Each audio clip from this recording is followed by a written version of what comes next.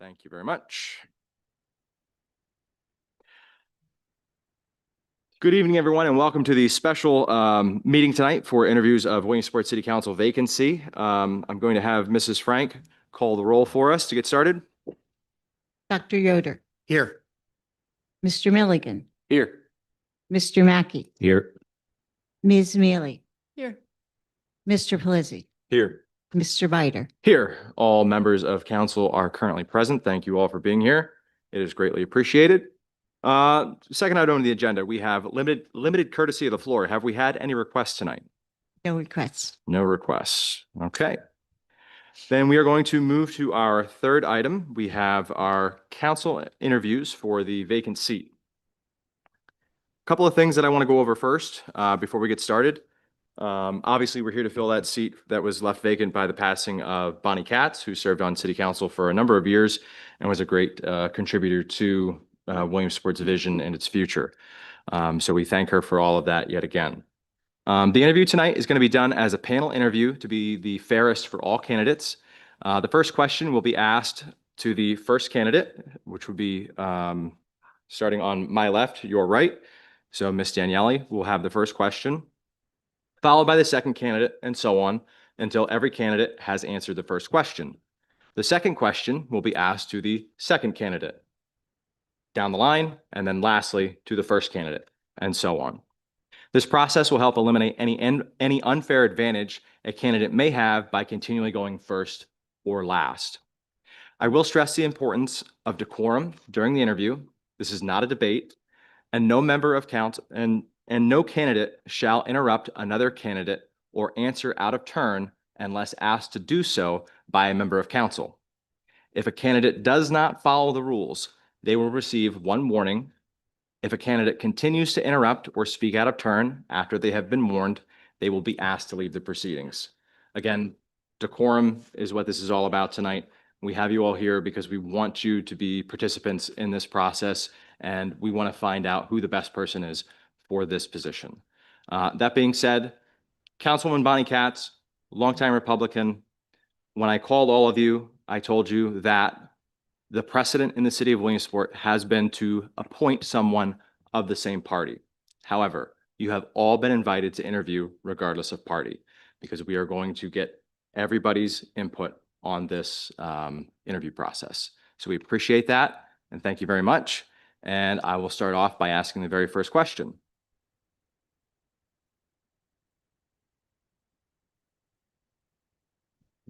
Check. Can you hear me? Yes. Okay. So what do you believe is the most important responsibility of a council member, and what does public service mean to you regarding that? I believe the most important responsibility as a council member is commitment to the people in our community in every area, and transparency. I think it's very important that people on city council be transparent and approachable to members of the community from all walks of life. Public service, I work as a public defender. That's my full-time job. I work with the public every day. I believe public service is doing what you can in any capacity possible to make our society and the community a better place to live.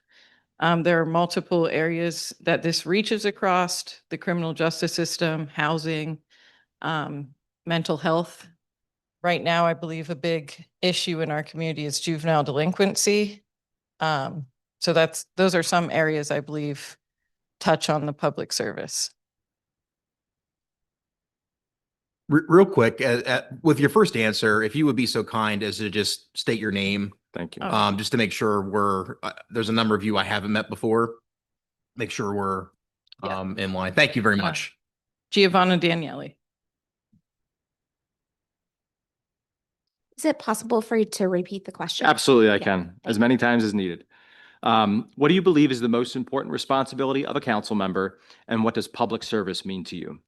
So I am Jenny Broadus, and I believe the most important job of a council person is to be open to listening to the people that are in their community, I think it's important to have a pulse on what is happening in your specific community, a finger on the pulse of that community. I think that begins with listening. I think that begins with being comfortable with opposing opinions. I think that also translates to being open to learning a different side than you were used to understanding and being willing to listen to others. I think part of public service is really embedding yourself in the community in which you live and wanting to do the best for that community. I think public service for me specifically in my career is being a counselor and recognizing where I can help people through varying problems that they may have. I think that that extends to public service as recognizing what is going on in the community as far as mental health, what's going on in safety in our communities, as well as the support of businesses and the support of families. Those would be primary areas of public service that I would see specific to Williamsport. Thank you. My name is David Dussinger. So for the first question regarding responsibility, I do believe one of the most important things as a council member is overall improving the quality of life for the residents of the city. I think that is done in several different ways. I think the first and foremost is transparency. With that, fiscal responsibility. With fiscal responsibility and full transparency, spending the money of the city as though it was your own, driving economic growth in the city that will help with the revenue base and overall help with the quality of life in the city. I also believe overall improving public safety. This can be done by maintaining the critical infrastructure that's in place, police, fire, to protect the city. I also believe it is also done through economic security. Lastly, with the responsibility council is making it a great place to live and thrive. Create open spaces, continue to have open spaces, maintain open spaces for families and the residents of the city to enjoy this area with their family, friends. Regarding your second question of what does public service mean? So prior to becoming an engineer, I was a paramedic for 7 years in Northeast Pennsylvania. During that time, I helped countless people during their truly time of need. As a paramedic and now as a current member of the city, I believe public service first starts with servant leadership. Serving others, putting others ahead of yourself and serving them through servant leadership. And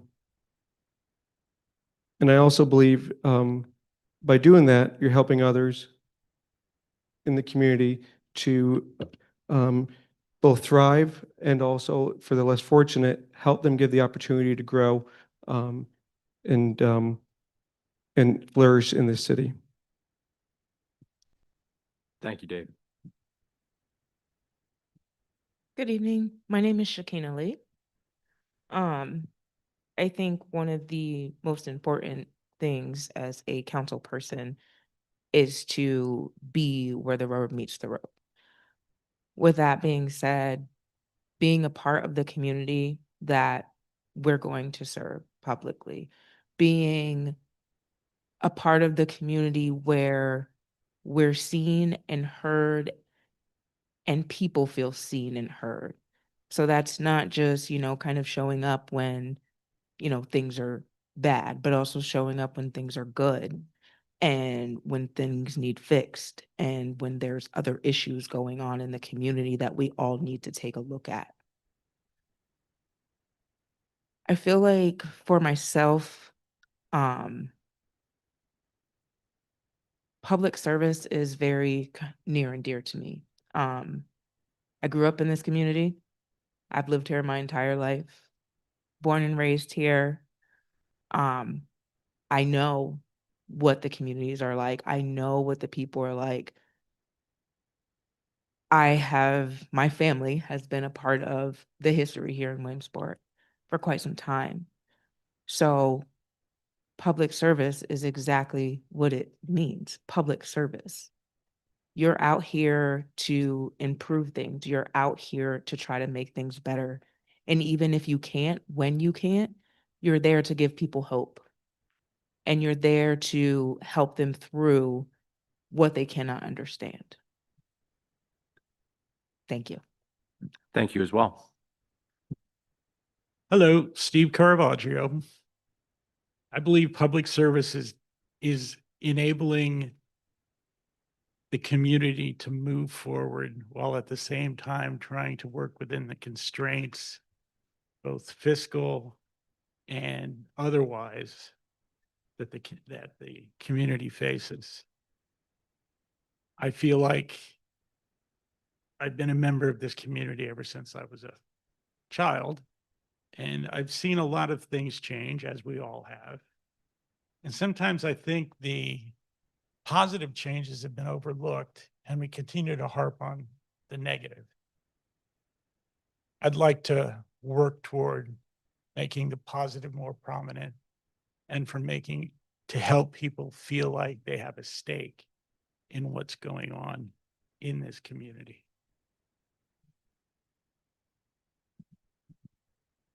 Thank you. Hi there. My name is Ariana Moore.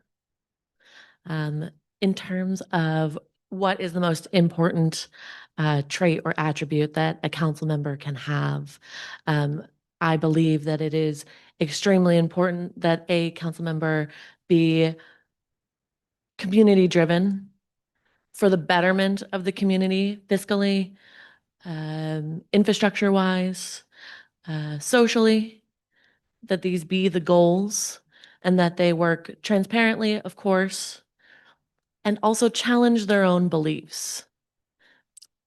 Everyone has their own bias. Everyone has their own belief in how things should be done. However, the best results are always through groups working together, coalitions working towards what is best for a large group of people. And so that is what any sort of council member, any sort of politician should really be working towards.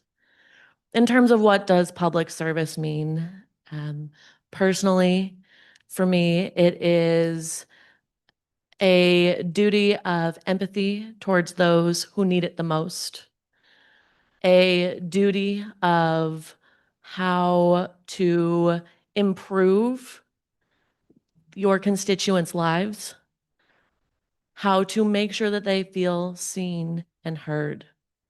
Personally, I have done that through my previous role as a public school teacher, and oftentimes teaching and supporting both students and families of every different stripe, of every different belief system can be extremely difficult, and yet you still need to show up and do the work. You still need to make sure that each day is best for them and that your decisions are not clouded by anything but that goal. Thank you. Mike Gardner, being a public servant means a whole lot to the community, and almost everything that was echoed and spoken already is my beliefs also. But as a council person, you have to have accountability for what your duties are as a council person, and work with other council members for that common goal for our citizens and our public that we serve. Public service, pretty much all my life I've been in some type of public service. And again, we have to be transparent about how we provide those public services and the needs of our community, and how that can be driven to be more effective, and for our people to be secure that we are providing the right services and the right times. Thank you. Hi, I'm Grace Weil. In terms of the responsibilities of serving on the city council, I think we know that the job is to serve as the legislative branch of the city government. I think with that comes a lot of critical responsibilities, a number of which the other candidates named, but being extremely in tune with not just with the desires of constituents, but the uh, the laws, the regulations, what the city council can and can't do within its authority in order to best serve the people of Williamsport, using every opportunity we have through commissions, through city council meetings, through legislation to move things forward. So for me, really taking this, it's not just a responsibility, it would be an honor. So being extremely prepared, doing all of my research, understanding what's been done before, what can be done, looking towards the future. That's what I really see as an important responsibility here. And in terms of public service, like others, I've committed my whole career to working for and with nonprofits in a variety of sectors. I think we all have a duty of care as citizens in a community or as members of local government to do everything within our power to improve the lives of others. I think we could go on and on about the challenges facing many different groups of people who live in Williamsport, but doing everything within the council's power, whether it be budgetary, legally, just promoting other organizations, causes, opportunities, whatever we can to continue to grow the future of Williamsport so that everyone here has opportunities for a just, safe, healthy life in our community. Thank you. Thank you as well. If you can pass that up back on down. We're stopping at Jenny this time, right? Yes. Okay. All right. So next question, or next set of questions, I guess. So what are in your view, what are the top 3 issues that Williamsport is facing right now and why? And what does a thriving Williamsport look like for you? This is an interesting question for me specifically because I moved to Williamsport 6 years ago, so I'm not a native to Williamsport. I haven't lived here my entire life. I think that comes with some fresh eyes. I kind of encourage anyone to move sometime in your lifetime to a new place, because when you go to the new place, you see things that the residents don't. You might see things even in a brighter light than the residents do. So there are a lot of things about Williamsport that I appreciate and I want to protect. You know, before I list what I would say are the top 3, I would want to acknowledge that I don't have all of the answers. And even though I've kind of embedded in Williamsport, embedded my family there, my business, I don't know everything. Even though it's part of my fabric, I don't know everything. I think it would be really important for me to listen first to you guys, to listen to the community before I make decisions on, hey, these are the top things. Because just because I live here and do here and I don't know all the answers, but I think from my perspective of living in this space, I see that thriving, safe neighborhoods are really important right now. I would see that as something that we can work on. I think that internal collaboration and transparency and accountability might be good within within the council. Also, support of families and support of businesses. So, yeah. Thank you. So for the first question regarding what do I view as the top 3 issues with the city, the first one would be the budget and the revenue that the city currently, the challenges with the revenue in the city that's leading to the shortfall in the budget. With a shortfall and unstable budget, it will lead to an unstable city, I believe, where the council will have to make some tough decisions regarding what can stay and what will have to be cut. Another issue I see with the city is also related back to the revenue, but is some of the open lots that we see all throughout the city and some of the blight issues that we see in the city. Those are opportunities regarding revenue that the city could take advantage of to increase the revenue. There are several ideas that I have regarding that. We can discuss them now or discuss them later. And then third, when we look at the city, when we look at the taxes of the city compared to the surrounding area, the city's taxes are pretty high. I hear it a lot at work when people are looking at buying. They look at Williamsport, they look at Loyalsock, the surrounding areas, and one of the first things I always hear is about how high the taxes are compared to the surrounding area. So I think by tackling the taxes revenue and the open lot issue, focusing on alternative solutions to generate more revenue, doing so collaborating with members of the council, with members of the administration, and looking at alternative ways to increase revenue other than just rate increases is very important. Also by doing it with a lot of transparency, so the city, the members of the city can understand exactly where the shortfalls are and what we're doing for it. Regarding what do I view as a thriving city? It's kind of the opposite. A thriving city is a city that has a balanced book.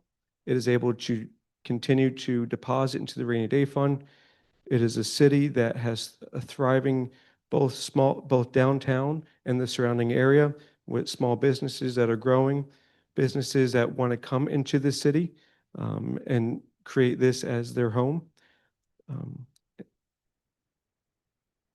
So kind of like the opposite of what I see as the opportunities for the city would be a city that's thriving with a revenue increase, balanced books, and new businesses, new homeowners, new residents moving into the city, generating population growth.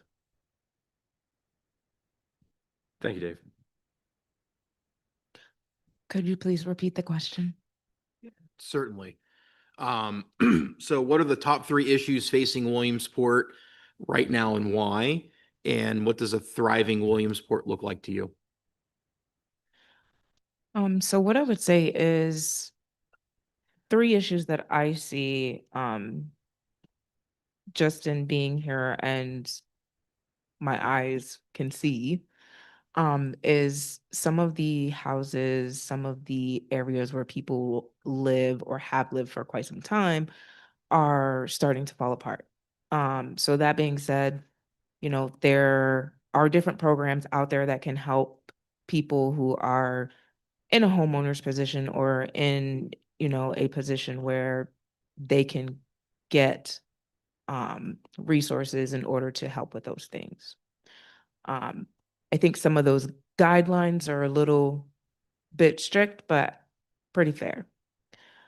The other thing I see is for our juvenile population, we are just now kind of getting back into having more activities for younger folks in this town. However, we're still missing a important age group, and that would be kind of teenage to young adult, which is where we're seeing some of the shootings, which is where we're seeing some of the crime, which is where we're seeing the drug dealing, which is where we're seeing a lot of the issues that we are currently having and have had over the past few years that have impacted some of the communities and some of the ways that people view different spaces of Williamsport. Not positively, in a more negative way, but nonetheless, people still live in those communities. People who live in those communities feel like their community may be safe, but someone else would come and they would say, oh no, you live across the street from a park that somebody was shot in. That's not the entire history of that particular neighborhood. I do feel like as far as a thriving Williamsport, what that would look like is there being enough jobs for people. There being more businesses that want to come into the town to do business. But there also being a more aesthetically pleasing site to Williamsport as well. What things are bringing people in outside of Little League? What other resources do we have around here for people who maybe are experiencing mental health, substance use grief, different things that may lead them into spaces where maybe they're not in the greatest of places. Maybe they're homeless. Where can we meet them in order to get them the help that they need? So that's what I see as a thriving Williamsport. Thank you very Thank you, much. Ms. Lee. Starting with the core problems, I believe probably the number one problem is the constant push and pull between the amount of money the city has and the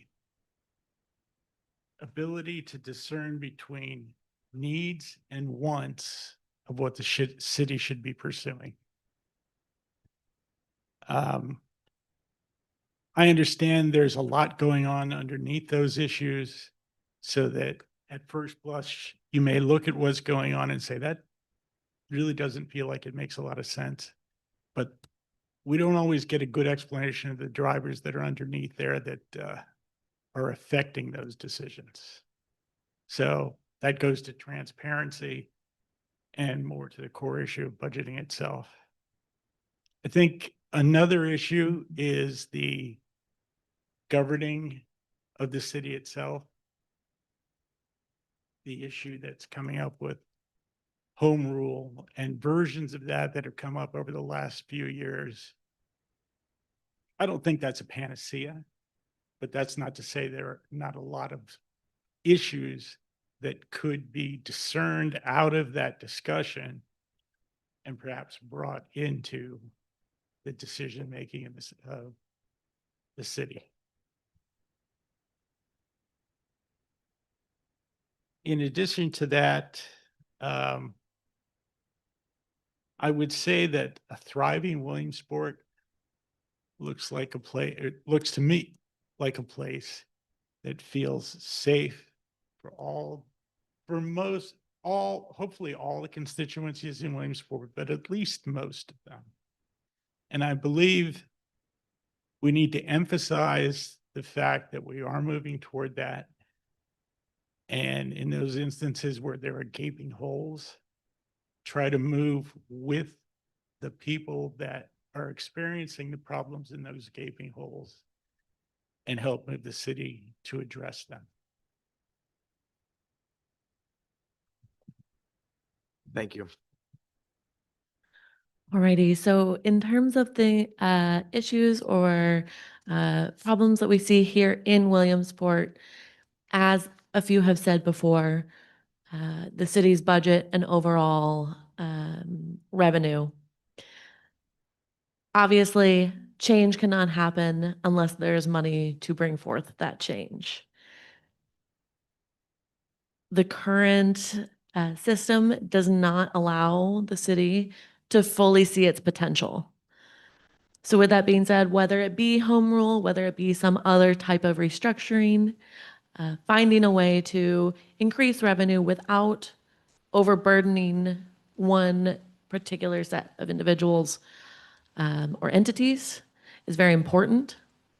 And kind of under that umbrella, it's important that you, with that added revenue or things that can be addressed with that added revenue, are infrastructure, road and civic infrastructure, as well as building infrastructure.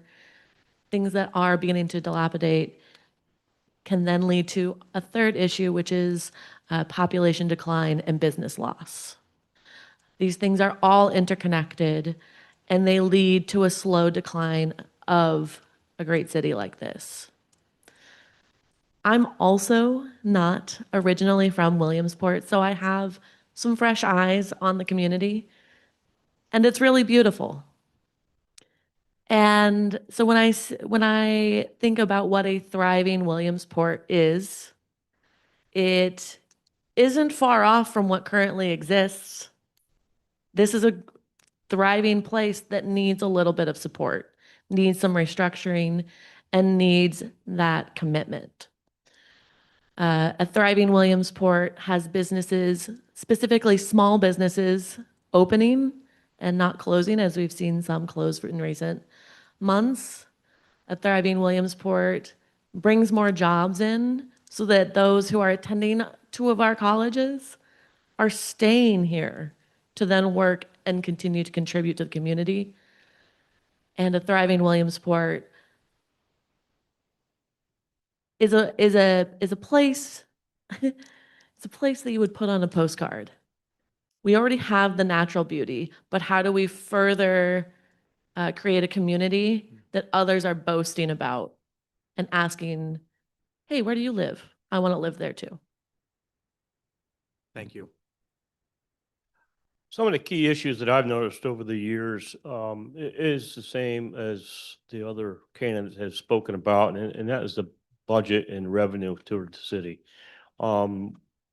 That is one of a large decline in population because they do not want to pay the high taxes. And as we continue to go down this same road, we're not finding new and inventive ways to create revenue.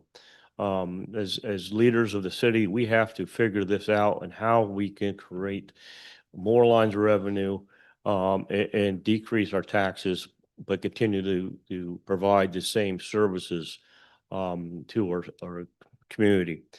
The other values that I see that are not just a citywide elected official, but it's also a city dynamic that we've lost family value.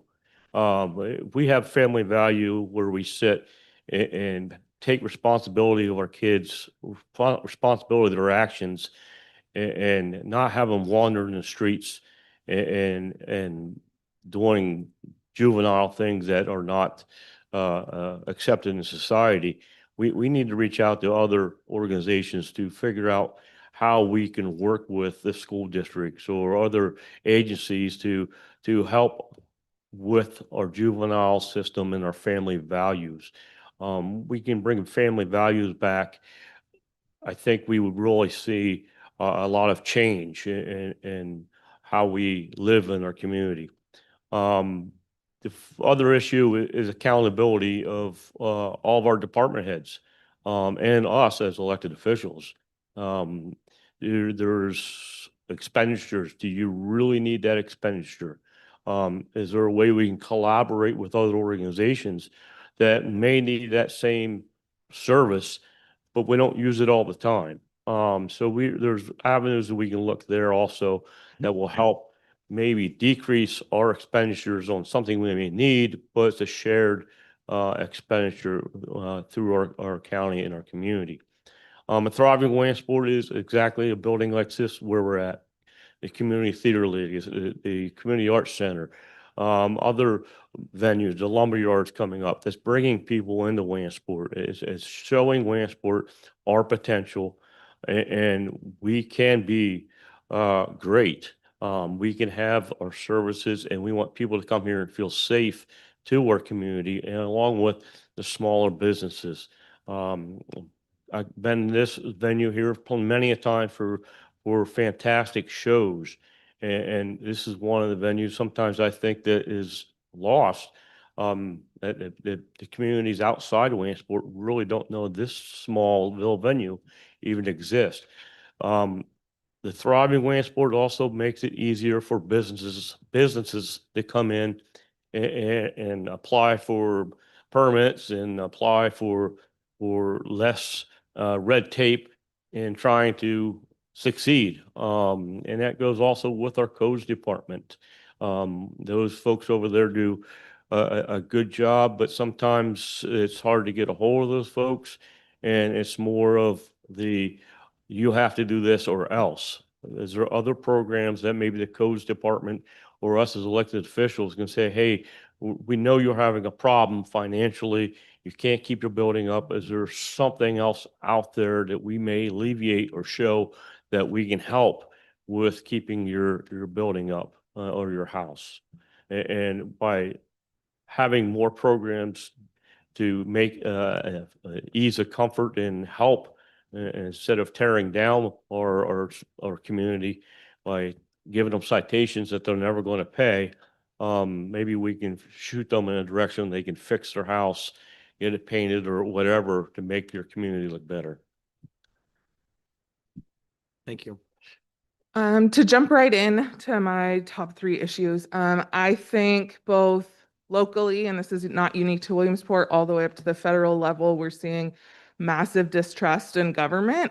So I think, like many others said, we need to be crystal clear to what is going on, what is being discussed, how decisions are being made, listening to constituents. I think there's confusion across the board on from things that feel as innocuous like the fireworks to big things like the budget.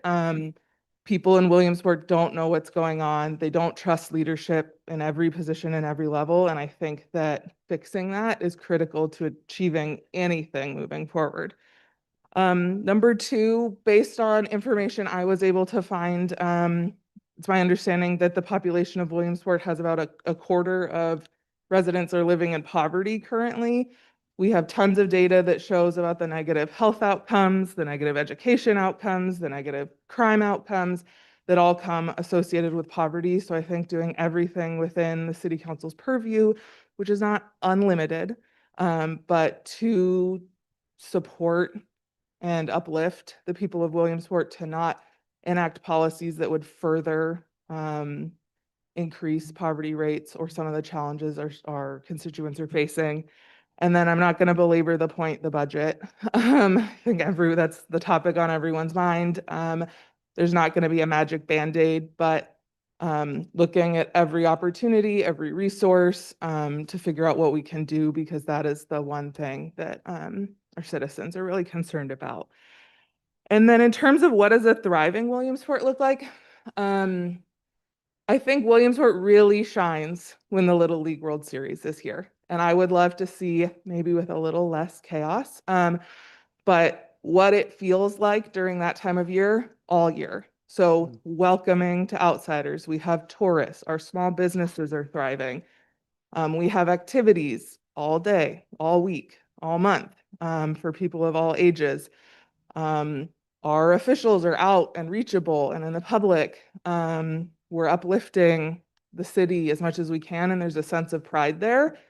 And I think people feel like great to be here during that month. And so I would love to see that throughout the entire year. So I think thank you. And I think this was that. Brilliant.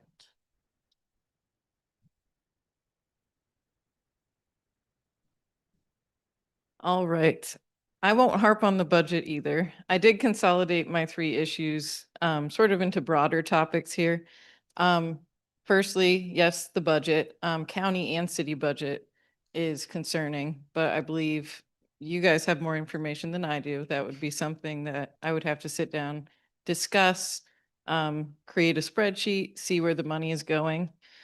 Number two would be our youth. Not only the juvenile delinquency issue we've been facing, most of our shootings that have occurred over the past few years have been participated in by juveniles, which is very concerning to me.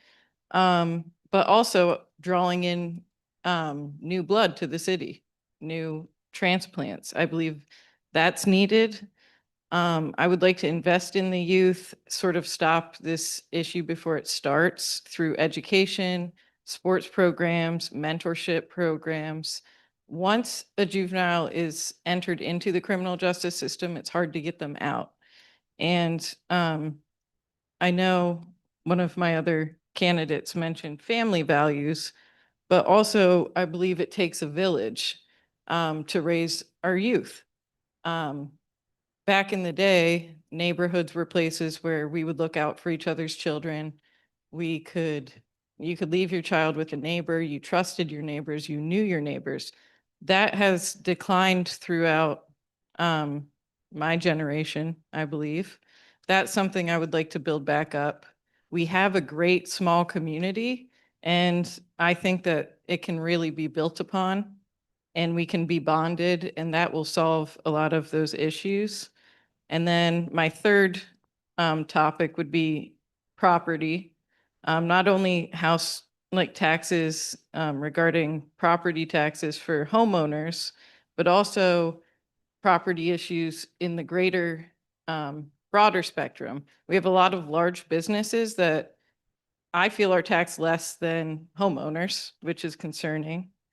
We have a lot of local businesses in the area, which are great local businesses that I think we should build up and incentivize to be here. And also, there are neighborhoods still that don't have streetlights in Newberry, off of High Street, these higher crime areas. And it's almost the broken windows theory. If we invest into these communities, put out streetlights, that could decline the crime as well. And what does a thriving Williamsport look like? I jotted down less blighted properties, a decline in crime, economic growth, and big for me is community engagement. I want to be down in the road with our people, talking to them, engaging with them. We have a lot of great people in our community, and I believe we need to communicate with them and really meet them where they're at. Thank you. Just before we get started with the third question, just so you're all aware, we do have 8 questions for everybody tonight with a final closing question, so technically 9. So everybody gets a chance to ask first and last. So just everybody's doing fantastic thus far, but just keep that in the back of your minds. So, Jonah. Hi, everybody. My name is Jonah Milliken. I just want to start by saying I really appreciate you being here. All of us up here did not have to sit in front of council and answer a bunch of questions in front of other people interviewing for the spot with a couple days notice. So I really appreciate you coming out here tonight, spending the time to do this, and just being engaged in your community. So it means a lot. With that being said, my questions kind of focus on collaboration. So how should the city partner with the county, the private sector, communities, and regional organizations? And I got a follow-up question that I'm happy to repeat, which is what is one specific idea that you would want to pursue or push in your first 6 months of being on council? So regarding your first question about partnering and collaboration, so I think there's an opportunity with the city, with what is going on out by the mall, or what was the mall, now the district. So that project is called the Gateway to the Wilds, I think is what Bass Pro Shop called that. And that will be bringing a lot of people into the area from outside the area. I think there's a large opportunity with that project to also have a gateway to Williamsport. By partnering with the county commissioners, by partnering with the private investment sector out there. So as people are drawn to that area for those attractions, how do we draw them into Williamsport? I think with strong collaboration, we can develop a plan that can bring those people that may have never seen this area before, or may have driven past it plenty of times, but have never stopped in to shop in our local businesses, go ahead and dine in our wonderful local restaurants.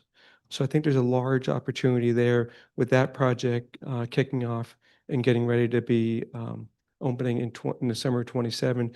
We as a city have a large opportunity to collaborate with county agencies and also the private sector to piggyback on the gateway.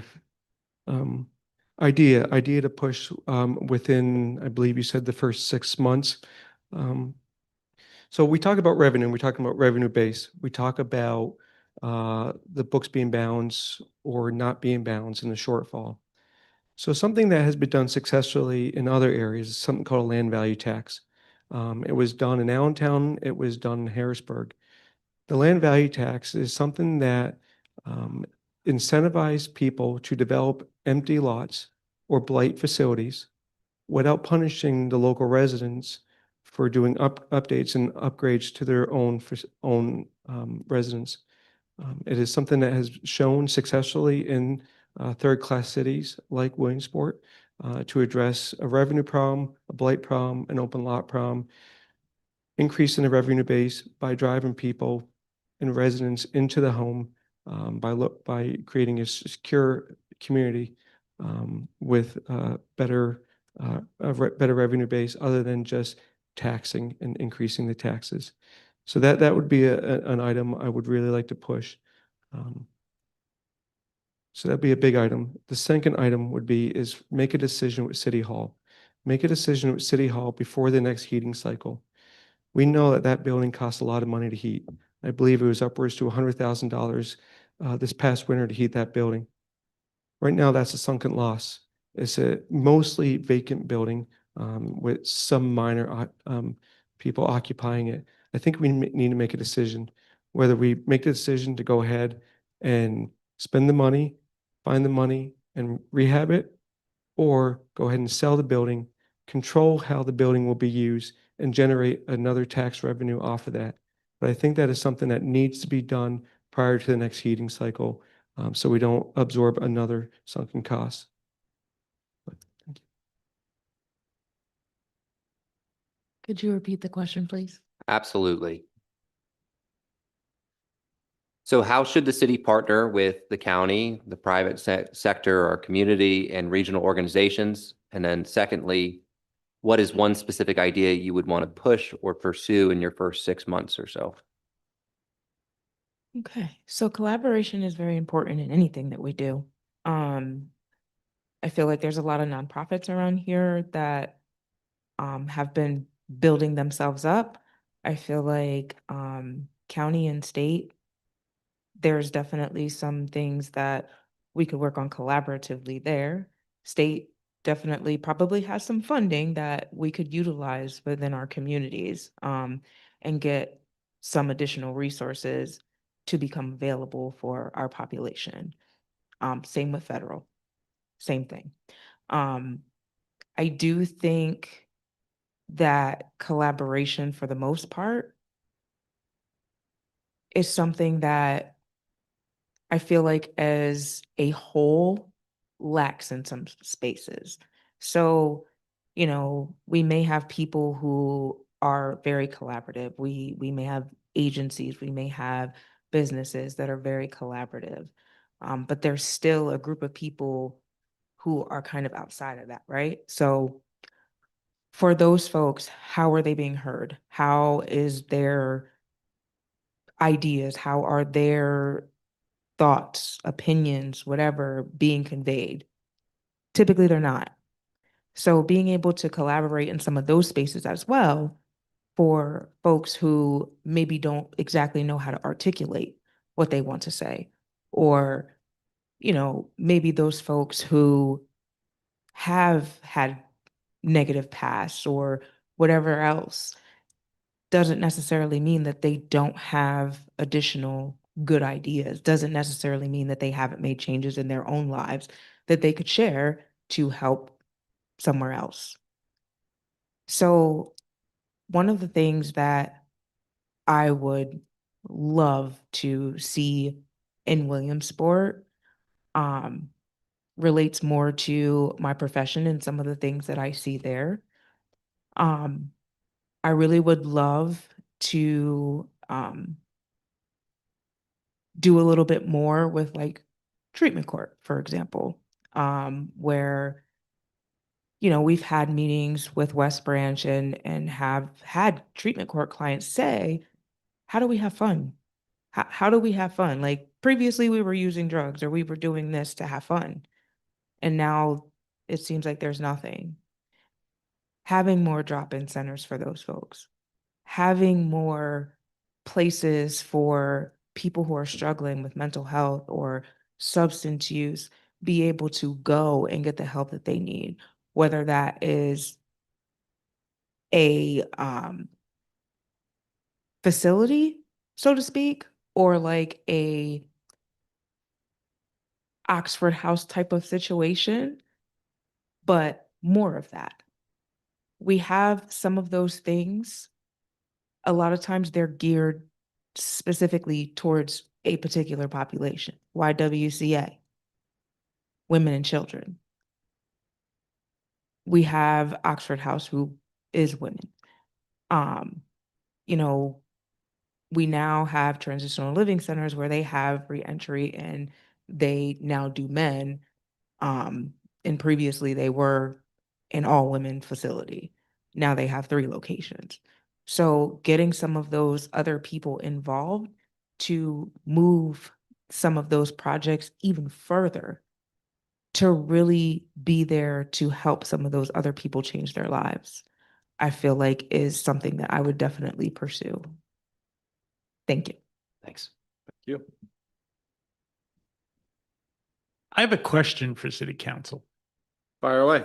How do collaborative issues get to you? How are they identified?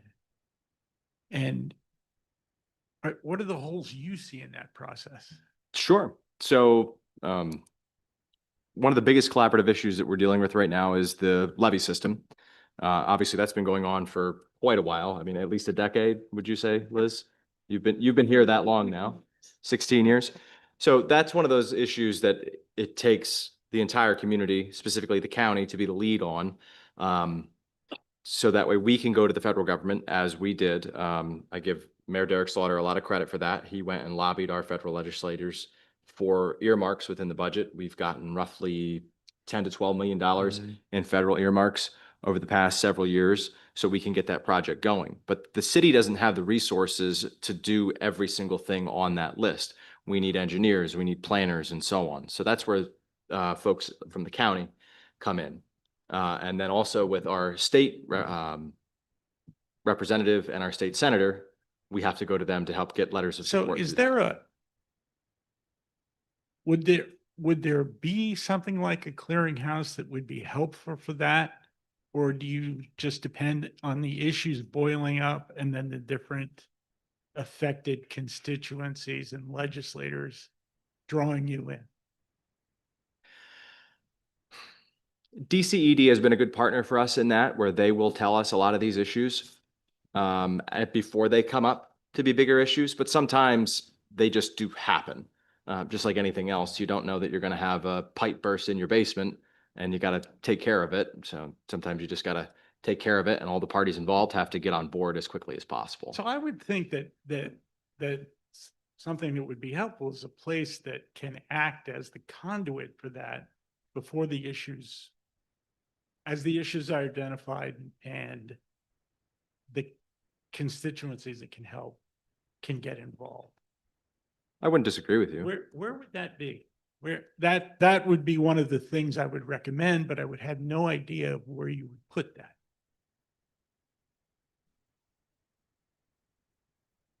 It's a good question. And unfortunately, I can't answer that there's a specific place where that's going to go at this point in time. That's a hole that I see in Sure. collaboration. Echoing the thoughts of a previous panelist here, I think disposing of the issue of City Hall for any number of reasons, but for the simple visibility of that, get it off the table, get it away as an issue, and stop making it something that there's a constant rehashing of. My opinion. Thanks. Do you mind repeating the question one Absolutely. more time? Yeah, absolutely. So, how should the city partner with the county, private sector, our community, and regional organizations? And what is one specific idea that you would want to push or pursue in your first 6 months on council? Yeah. So someone else mentioned the Lycoming Mall Mhm. and all of the development there and what can be brought to the community. To build on that, I think it's also a huge opportunity to collaborate with state programs, specifically our state parks, and to utilize Williamsport to market Williamsport as that gateway. We have so many outdoor recreation opportunities within a stone's throw of our front doors. And I hardly hear anyone ever talk about it. And I know a whole bunch of people in a city, that's what they want to do on their weekends. They want to take a day trip, they want to take a weekend trip, they want to recreate outdoors. They don't necessarily want to camp outdoors. And how convenient that our city is located so close to all of these opportunities. So collaborating with state parks, how to be more connected, have our community be more connected with those so that there is that visibility between us and this really vital resource. Could really build on that. Again, with what's happening at the Lycoming Mall, this brings outdoorsmen to our area, which again seems like a very easy door to step through to build off of. And so that actually really builds on what I would want to look into in the first 6 months. How do we hit the floor running, hit the ground running with that opportunity? This new business, this huge income bringer is going to open in the summer of 2027. How are we ready to take advantage of that? Can I repeat the question again? Sure. Tough question. Yeah, I lost my focus. It's how should the city partner with the county, the private sector, and regional organizations? And what is one specific idea that you would want to push or pursue in your first 6 or so months? Okay, collaboration takes trust. We have to build that trust up with the local county constituents and know them, and that they can trust us. So when we say we're going to do something, we're going to do it. We're going to work collectively with you. As the other panelists have identified, that they come not from Williamsport, but other communities. We're not the only community that's facing these problems. Maybe we can reach out to other third-class cities and say, what programs are working for you? Maybe they'll work for us. And then again, maybe they'll reach out to us doing the same thing. I know there's a group is blown I can't think of it right now. The leagues of mayors, leagues of cities that the mayor has attended to. They collaborate ideas there. And then again, we can build on those collaborations from near and afar. Identify some of our community needs with our nonprofits. We have a ton of nonprofits that are doing extremely good things to our community. Let's reach out to them. How can we help you? What can we do to make your job a little easier, and you be more successful in how you operate? And there's anything that we can do to be a good partner with them, because they can identify a lot more needs than we can in this room here. The first 6 months of the job is learning the job. I've never been a councilman. I don't know what you guys do. There's a lot of behind the scenes work. You see your meetings on YouTube and think that that's all you guys do once a week is have a 2-hour meeting and that's it.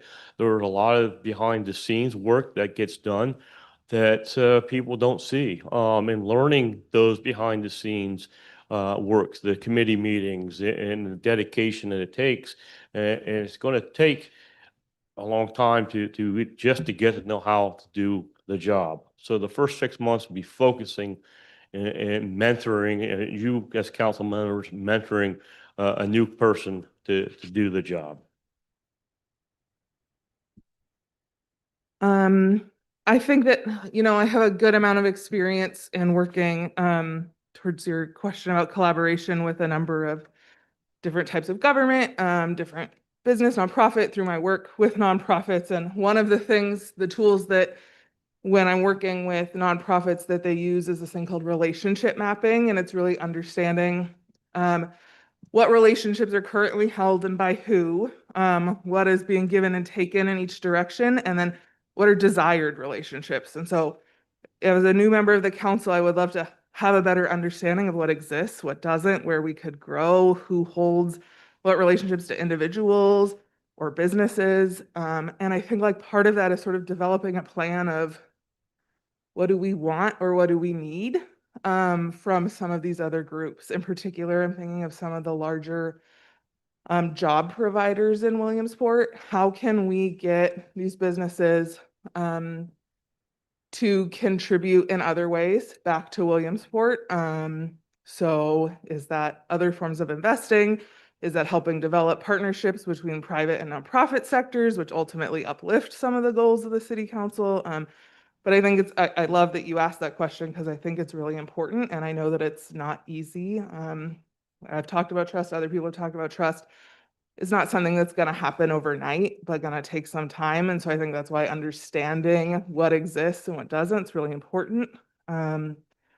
So I would say one idea to push as part of that, really thinking through a comprehensive plan of what are the things we need to be asking of some of the large and small but powerful members of this community.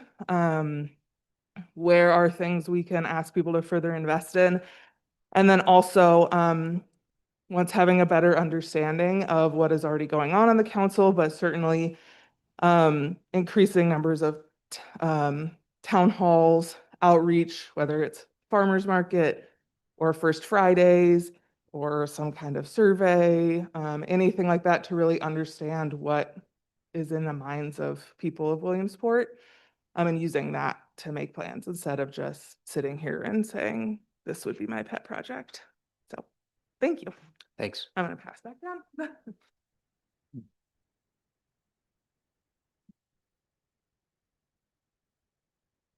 These are loaded questions. Mhm. Okay, so in regards to collaboration between the county, private sector, community, regional organizations, I like what Steve said, where he said, like, we should all set up some sort of meeting between these agencies. I think even quarterly meetings with a representative from each area, like one of city council, one member of the county commissioners, quarterly meetings with representatives could go far with discussing how we can better collaborate. It's very important to make everything run smoothly together. Within the first 6 months, an idea I would probably focus on would be to learn the job, as the gentleman down there stated, because I would have to learn from all of you, and attack the budget. I'm a neurotically organized person. I would like to probably set up some sort of Excel spreadsheet and go through as best as possible to start looking at the budget and how we can address those concerns, and build community connection.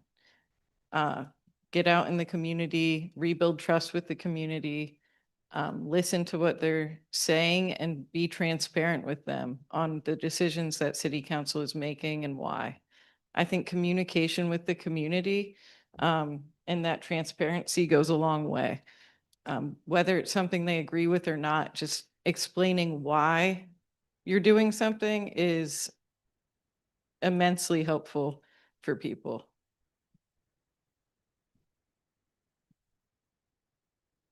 As far as collaboration is concerned, I see that local nonprofit organizations, regional organizations are already doing things that can be seen as a resource for us.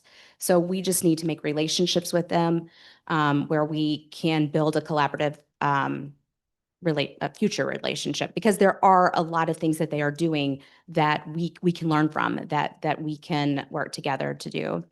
You know, without naming names, there's a very large employer in our area that brings in a lot of employees, and the majority of those employees do not live in Williamsport.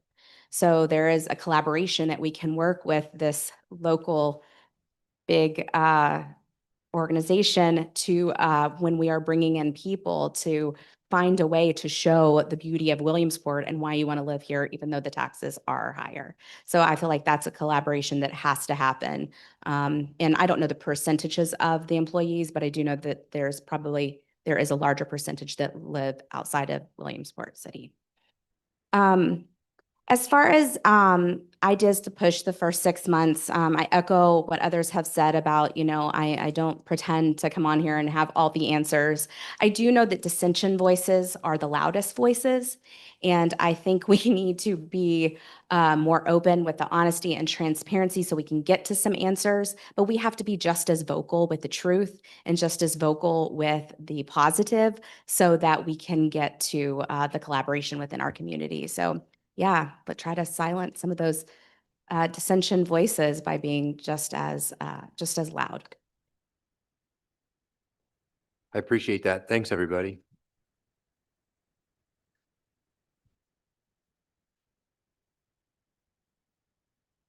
All right.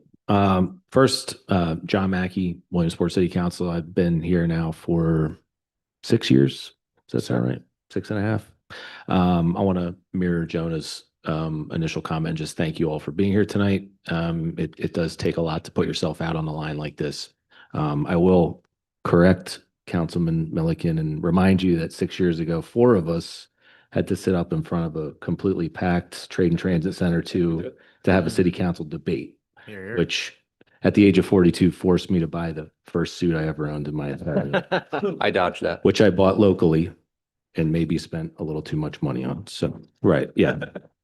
I would appreciate it if you Last wore time I it. think I wore that suit. Yeah. Anyway. Next council meeting, I better see it. Should buy now, biter. It probably doesn't fit anymore either. So, all right. So, next question. Fiscal responsibility and decision making. And I will just, as a quick side note, point out to not only you folks, people here, anybody that's watching at home, that the city's budget is available to view. Anyone in the city can get a copy of that budget, take a look at it. Just a point of note there. So again, this is probably our most important job, right? We are the stewards of the taxpayers' dollars. So how would you approach difficult budget decisions with the limited resources that I think you all know Williamsport has? And furthermore, how should the city evaluate whether a project is quote unquote worth it?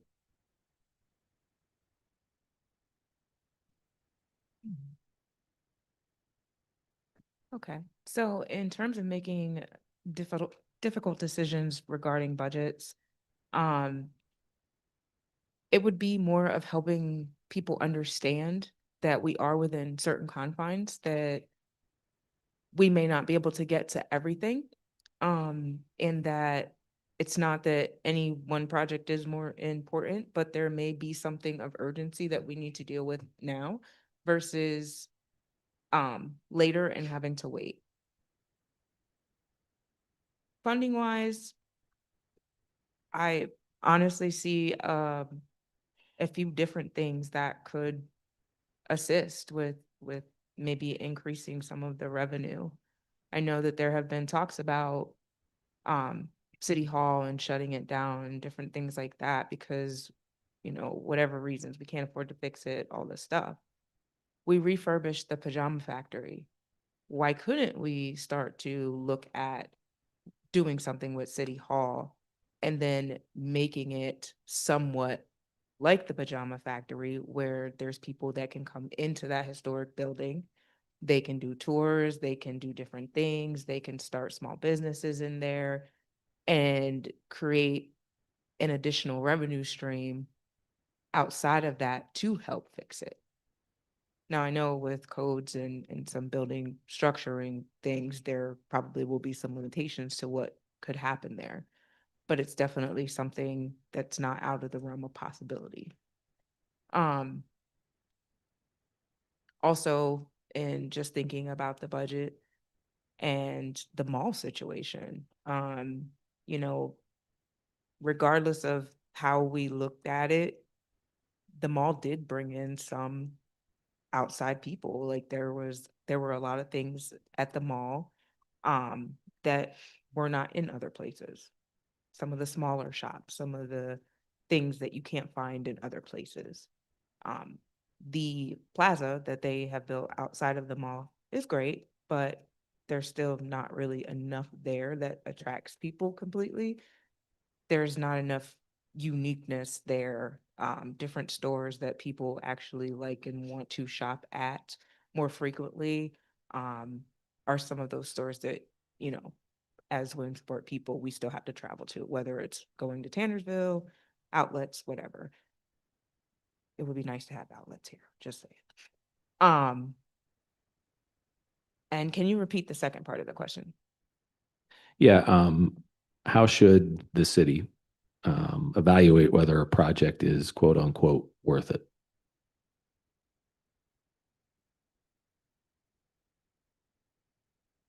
So I think of it sort of as identifying what needs are being addressed, I guess. Kind of like you were saying about the levee and like a pipe bursting, things like those. It would definitely be a little bit harder sometimes to justify something that maybe isn't boosting or helping Williamsport thrive as people should see it thrive. But at the same time, you know, we talked about the economic development and all of those things as well. And my first thought was, you know, my cohorts here that are sitting near me are talking about, you know, is there a hub where some of these things can go through? We created a crisis line for mental health. Why not create a crisis line for economic development and have everybody collaborate and be in on that and have somebody on call that can go out and do those things? So I think priority really depends upon safety, first, and then, you know, what the needs of the community actually are at that time. I hope that explains. Thank you.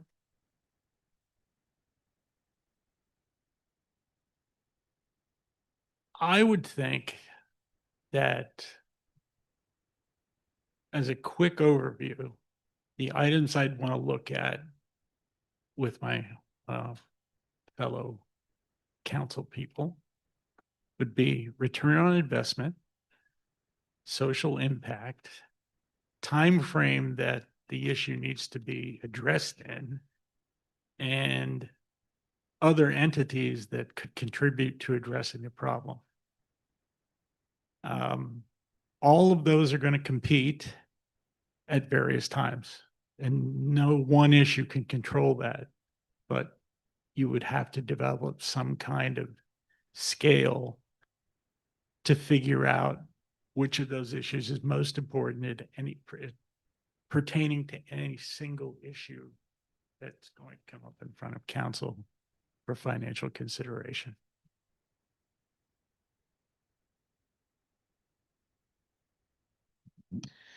Do you mind repeating the question one more time, just so that we have it fresh in Yeah, our head? absolutely. Again, how would you approach a difficult budget decision with limited resources? And how should the city evaluate whether or not a project is worth it?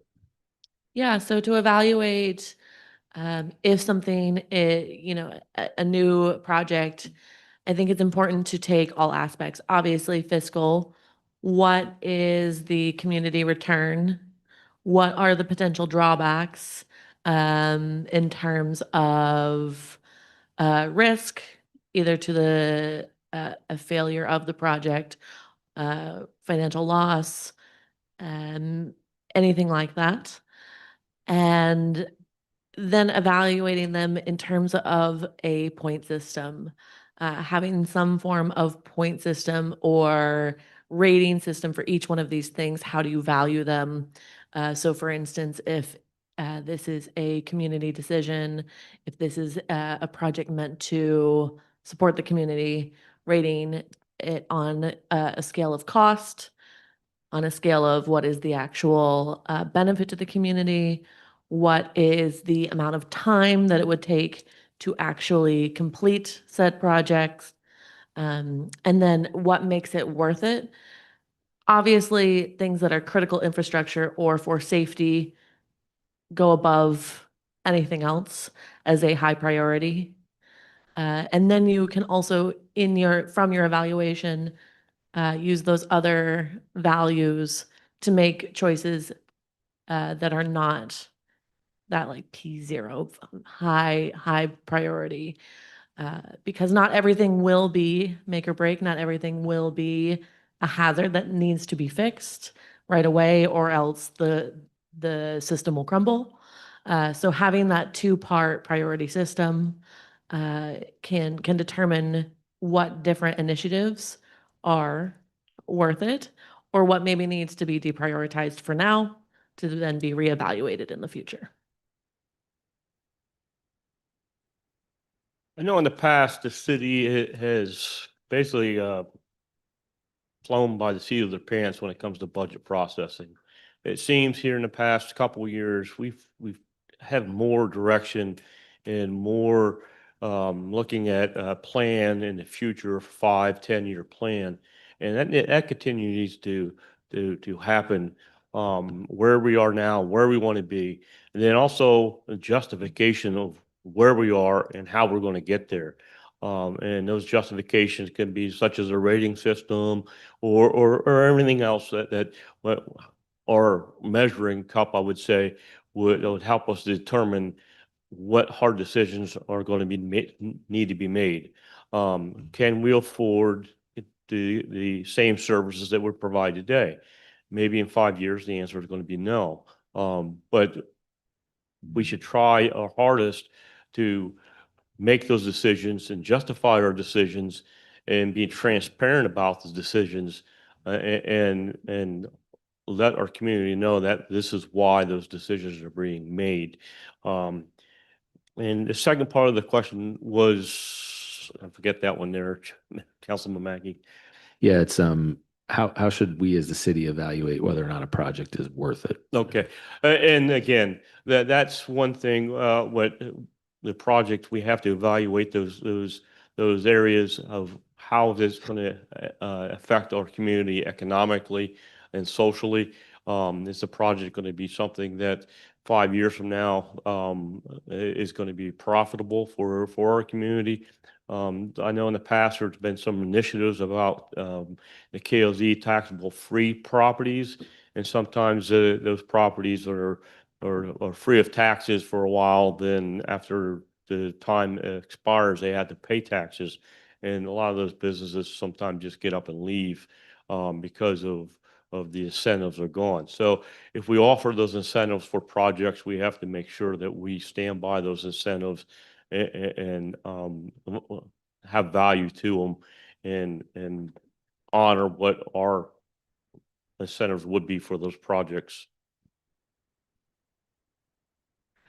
When you first asked how do you approach difficult budget decisions, what immediately came to mind was I would sort of call like well-informed fearlessness. I think that this Williamsport has had a number of issues that just continue to be brought up over and over again, and I think there's a lot of due diligence that has been done in the processes so far. And at some point, we're gonna have to make an unpopular decision. 50% of the people aren't gonna like it potentially. And that's just the reality. You don't have an easy job. And so someone's gonna be unhappy. So I think how to approach those or really understanding like what is our plan, whether across political parties we agree on every single issue. I think we can come to some level of concrete understanding of where we want to head as a group, have an understanding of the mayor's priorities, whether the council wants to support those or not, but move forward in a direction that we are all trying to head towards. I think in terms of evaluating if it's worth it, like others have said, I've worked on a number of federal grants that you have to justify every single penny of everything. There's no automatic yeses. There's no handouts. And so I think having a stricter level of scrutiny in what we ask before any yeses are given, especially if they are unpredicted costs or unbudgeted for costs, I think is something that's critically important in these decisions. But I think, it's worth acknowledging y'all are in a tough spot. Joining this would be a tough spot. It's not easy to just sit here and say, oh, if I was on the council, I'm going to solve all the budget problems. This is a team effort that we are all in together. It's not going to be a fun one. But I think we got to face it head on at this point.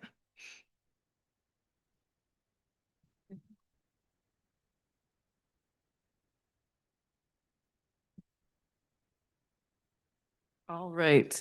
So in regards to dealing with the difficult budget or difficult budget decisions with limitations, I think every budget is difficult and has limitations if you're doing it responsibly. Not to parrot what others have said, but you're never going to make everybody happy. I currently am chair of the Community Outreach Committee for the Lycoming Law Association. So there, I've seen where we get grant applications. You have to approve them, deny them, or sometimes we can send them back and revise them for a lesser amount.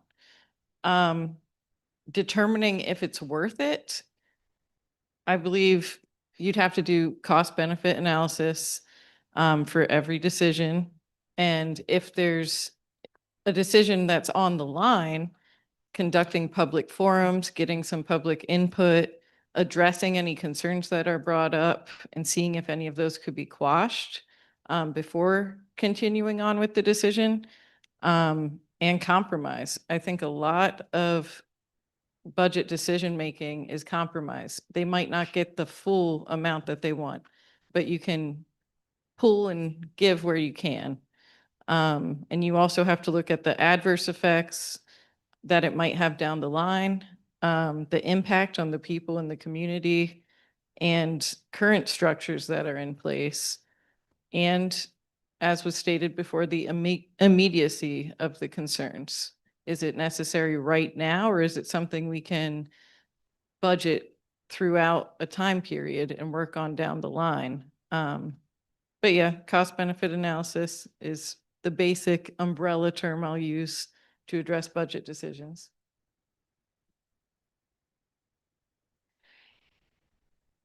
I would approach fiscal decisions from both a right and left brain. I think it's important for any organization, especially its leadership, to have people who are left-brained and right-brained.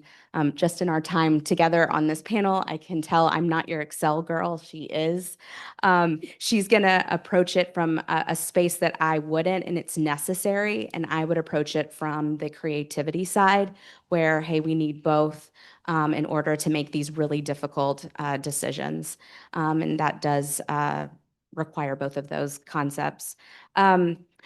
I'm a therapist by trade. A lot of people think that means I give a lot of really good advice. Actually, I'm an expert on asking good questions. So that's how I would approach my position, how I would approach fiscal decisions is by asking really good questions.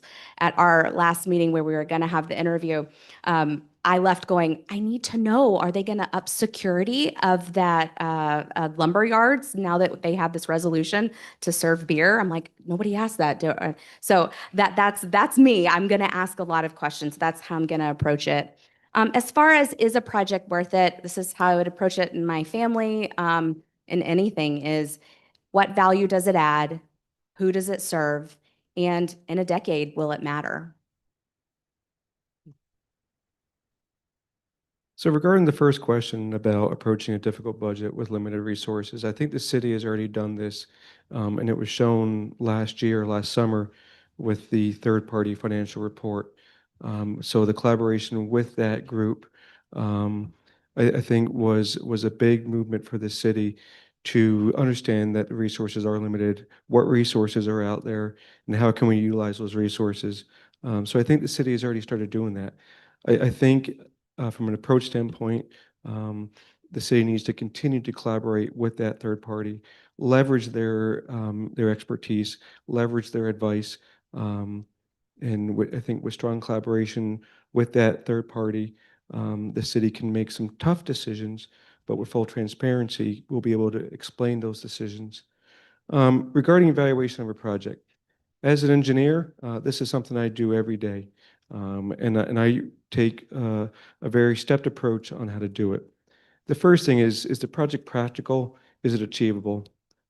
Second, what resources are needed? Are those resources are available? Third, what's the return on investment, or what is the risk? And then lastly, what is the timeline? Is it a project that's going to take 10 years and we're not going to see a return for, generation? Or is it a project that can be executed within a year with a great return on investment? So I do believe that approach is very valuable when evaluating, is a project worth it?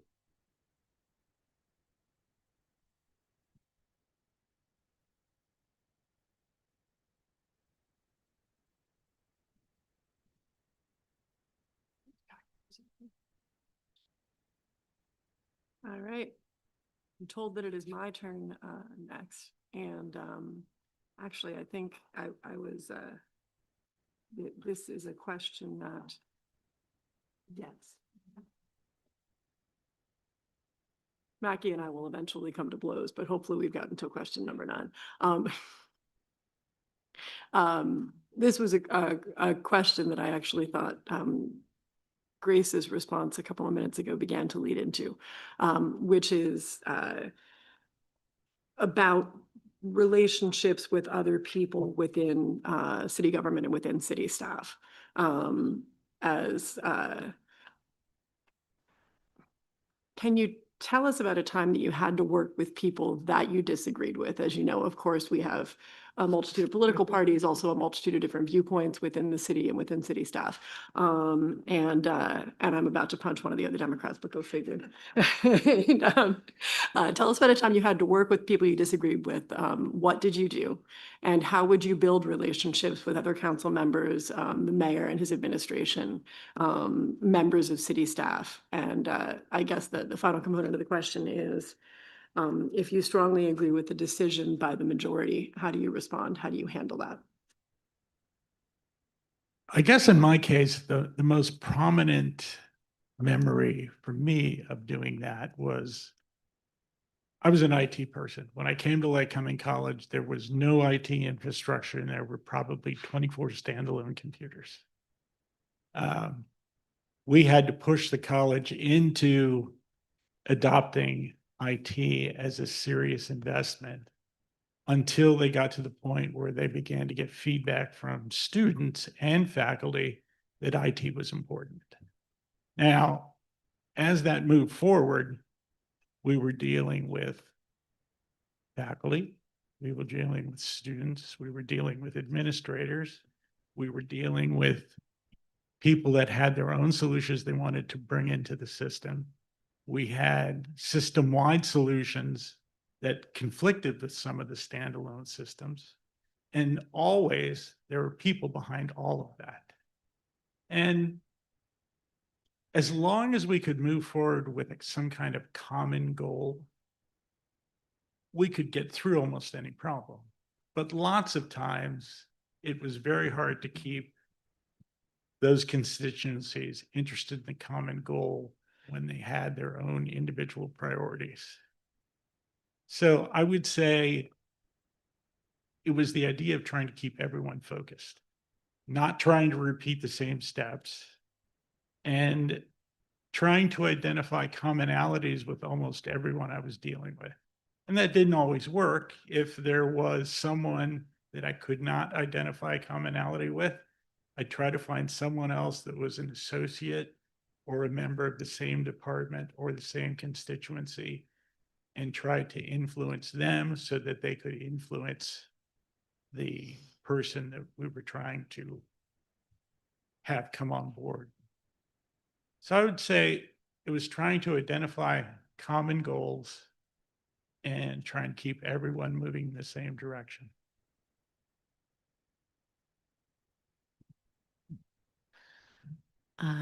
I love this question because I'm sure everyone here will experience something like this probably every day. I don't agree with the people that I love the most days. But we have to work together anyways. But I'll tell you a really specific example. Early on in my career, I was actually a high school biology teacher, fresh out of school. And in the curriculum, you teach sex education. And I was teaching in a rural school in the middle of nowhere. And that did not go over very well with parents. That did not go over very well with administration. And the reason ended up being for religious reasons. Fresh out of school, I did not understand that, and I was hot-headed. Of course not. This is science. We're going to teach science. However, one parent was very kind, and she came in after school, and she started by understanding. I understand that you're a science teacher, and this probably sounds really weird to you. This is what my perspective is as a deeply religious household. And she imparted on me that the most important thing when collaborating with anyone who you don't agree with is understand their side first. Because with understanding, you can then lead in a way with your own beliefs, even that is not necessarily as combative and has the goal to find where that middle ground is. And so in this particular instance, the middle ground was that I actually taught both. I knew nothing about abstinence only teachings at the time. I did it because that was what was important to the community. And what was important to me was to make sure that my students knew the actual scientific background and had that education. And parents respected that too. So having those commonalities, understanding is extremely important. And Ms. Mealy, if you would actually repeat the second part of the question. I believe there were four. So I was like, how do I put this more simply? Oh, there isn't a way. If you strongly disagree with the majority decision, how do you respond? We strongly disagree or Yes, agree? that is to say, if, I'm assuming this mainly references, if 5 or 6 members of council make a decision that you personally don't support, Mhm. how do you respond to that and move forward? Yeah, it starts also with understanding and also an understanding that tomorrow is a new day, that a majority has spoken, and with the positive intent that it was done for the betterment of the community, let it rest for the day and begin a new conversation tomorrow. Just because you don't agree with something, it may end up being best for the community at the time, and time will tell. And time will also tell if it is not the best thing for the community. And in which case, you can begin that work to start a new plan, to begin something new, to make amendment or changes. So often in any sort of project, the first iteration, the first deliverable isn't always the best. And you often get feedback. This is what needs to happen. These changes would be key.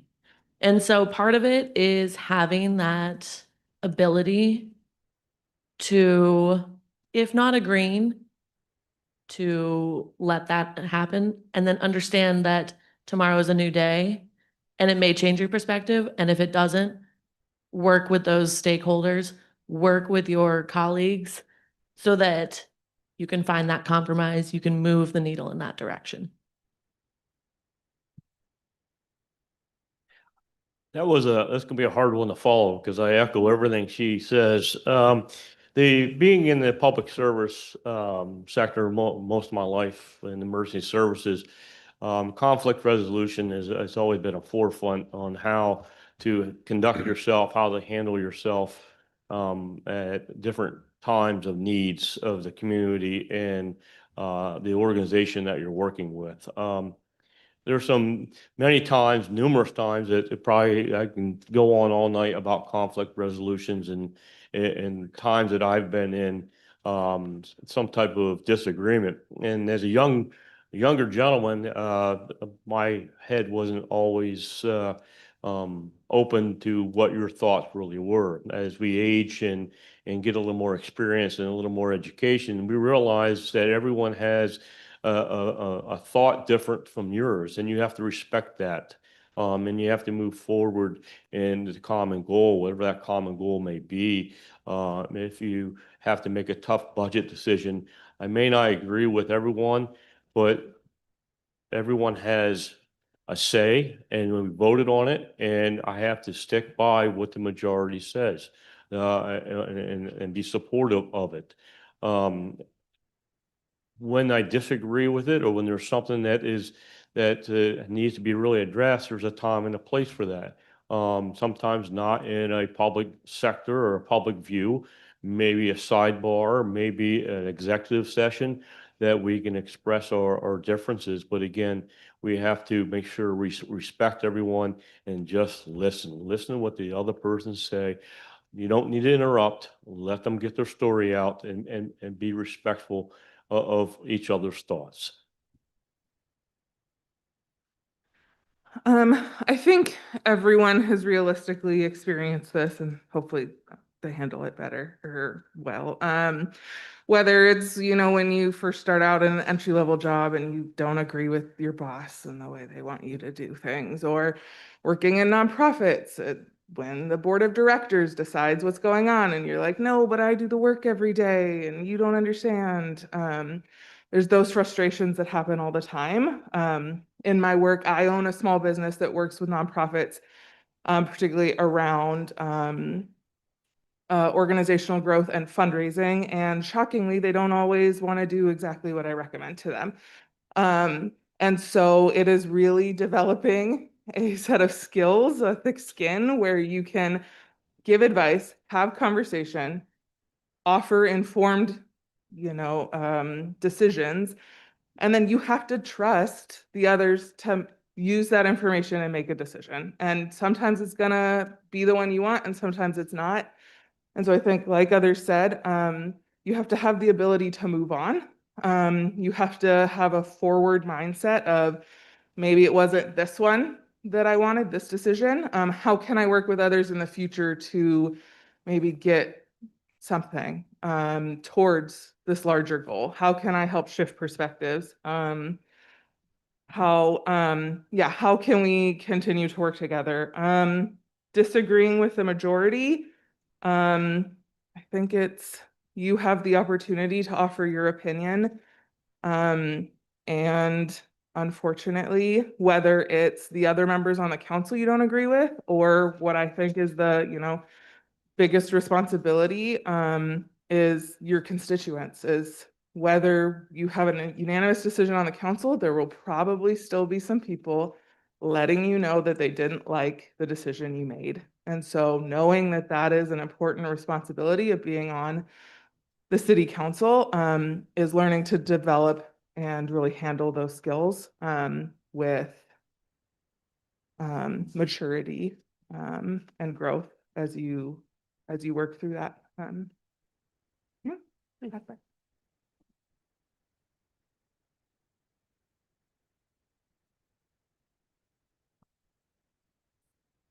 All right.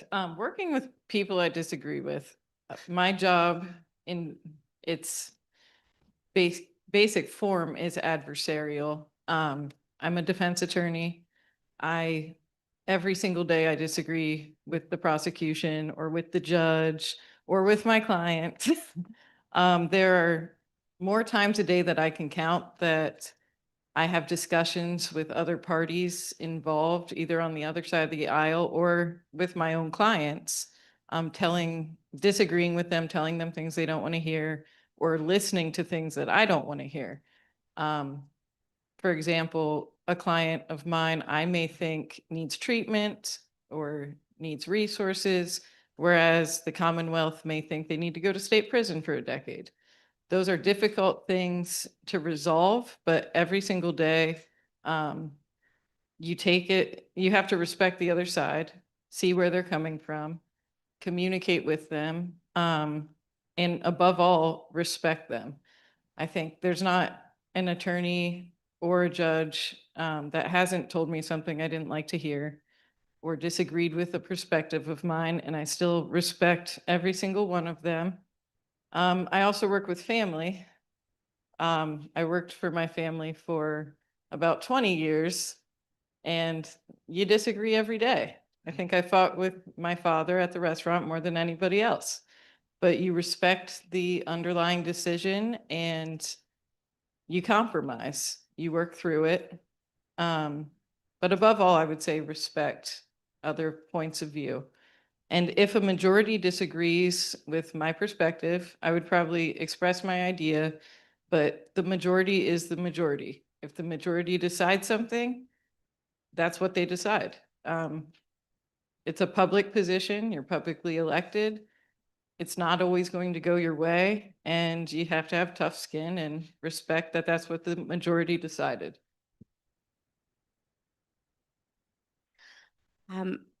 I like to think of myself as thriving in the in-between. I like being there. I appreciate the opportunity to hear both sides, to do my own research and form my own opinion. I'm comfortable sitting in the middle of opposing opinions. If you've ever done marriage therapy or been a marriage therapist, you know what that's like to be on opposing sides. And I'm comfortable in that space, not reactive, choosing to listen. In my current practice, I teach the soft skills of leadership, which would be, conflict resolution, regulating your emotions, learning to regulate the emotions of those around you, not being reactive. So I'd like to hope that teaching that I do practice that. I tend to believe that ethical leaders are leaders who can change their mind. And so I would hope that I'd approach it in that way, that if there's a side that I've listened to and it makes sense and is for the best of the goodwill, then I would change my mind. But in those times where it's important for me to speak up, to share my opinion, but then at the end of the day, support if it's a elected position.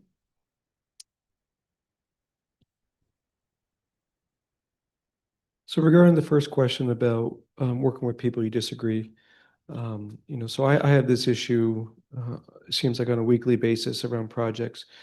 And a lot of times it comes down to budget versus schedule. And the biggest thing that I find is finding the commonality, finding the common ground, reviewing the facts and let the facts drive the decision.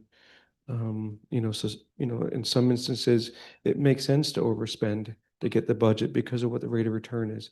In other areas, it doesn't. But let the facts drive the decisions, clearly articulate and communicate the facts, and find that commonality, that common ground to agree on. The second question about how to build relationships with other council and with the current staff, I think it all starts at trust, doing what you say you're going to do. I think that is the most important thing an individual can do, is do what they say they're going to do. Understand what they're passionate about, understand what their responsibility is, and understand how future collaborations can occur to on those commonalities. The third question, if the majority agrees and I were to disagree, I think the biggest thing there is understanding the other's perspectives, understanding their viewpoints, understanding where they're coming from. I think by doing that, understanding their background, understanding where they're coming from, will help lead to an explanation of their decision that was made. Thank you.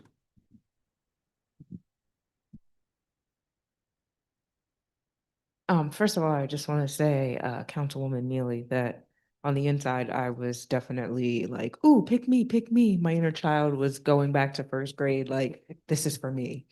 I deal with this almost every day. I am a very participatory leader, and the staff that I work with are great. As an executive director, I have to, I guess I don't have to, but I sit in meetings with my staff, and we discuss very important things from treatment all the way up to budget grants that I'm applying for, different things like that. So there are times that we don't agree on anything.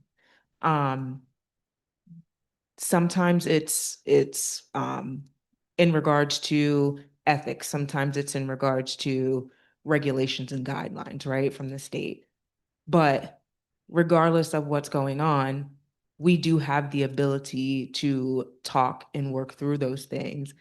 And they also have the ability to share, like, hey, I don't agree with this because if there's something that comes up that, maybe I don't agree with it right now, or maybe we can't do it right now, but maybe there are some aspects that we can look at to see how we can get there. Um, I'm always very open-minded when it comes to different things as far as treatment and the way that we run our facilities. Because we have 3 facilities in 3 different counties, and each of those counties are very different demographically and in dynamics of the offices. So it's very hard to say what Williamsport is doing is going to work for Harrisburg. It doesn't work most of the time. So I thrive in those types of situations where we don't always agree. There are times that as an executive, I can say, okay, this is what the way it's going to be, and this is what we're doing. But most of the time, that's not my stance. I like for them to explain to me how you think this will be helpful. Okay, if that's the case, how do we implement this? Where do we go from here? And get all of the input and the information that I need to really make an informed decision. So at the end of the day, I continue to stay open-minded. I am definitely a lifetime learner. I'm never the person that's like, I can't learn anything else. I know everything. Um, so my staff really appreciate that a lot. And I'm very transparent with them. So I feel like that makes it a little bit better for them to come to me with different things or disagreements or be able to say whatever it is that they need to get say. So that disagreement is never a point of anger, or it's never a, like, I'm sucking my teeth and I'm storming out like I'm 5. It's always a learning opportunity. It's always a growth opportunity. It's always a, okay, if we can't do it this way, maybe how can we do this better? How can we do it a different way? How can we stay within the guides of what we're doing now and still accomplish the same thing? I think the common goal is very necessary to keep in mind at that point and understand where it is that we're trying to go and what it is that we're doing at that time.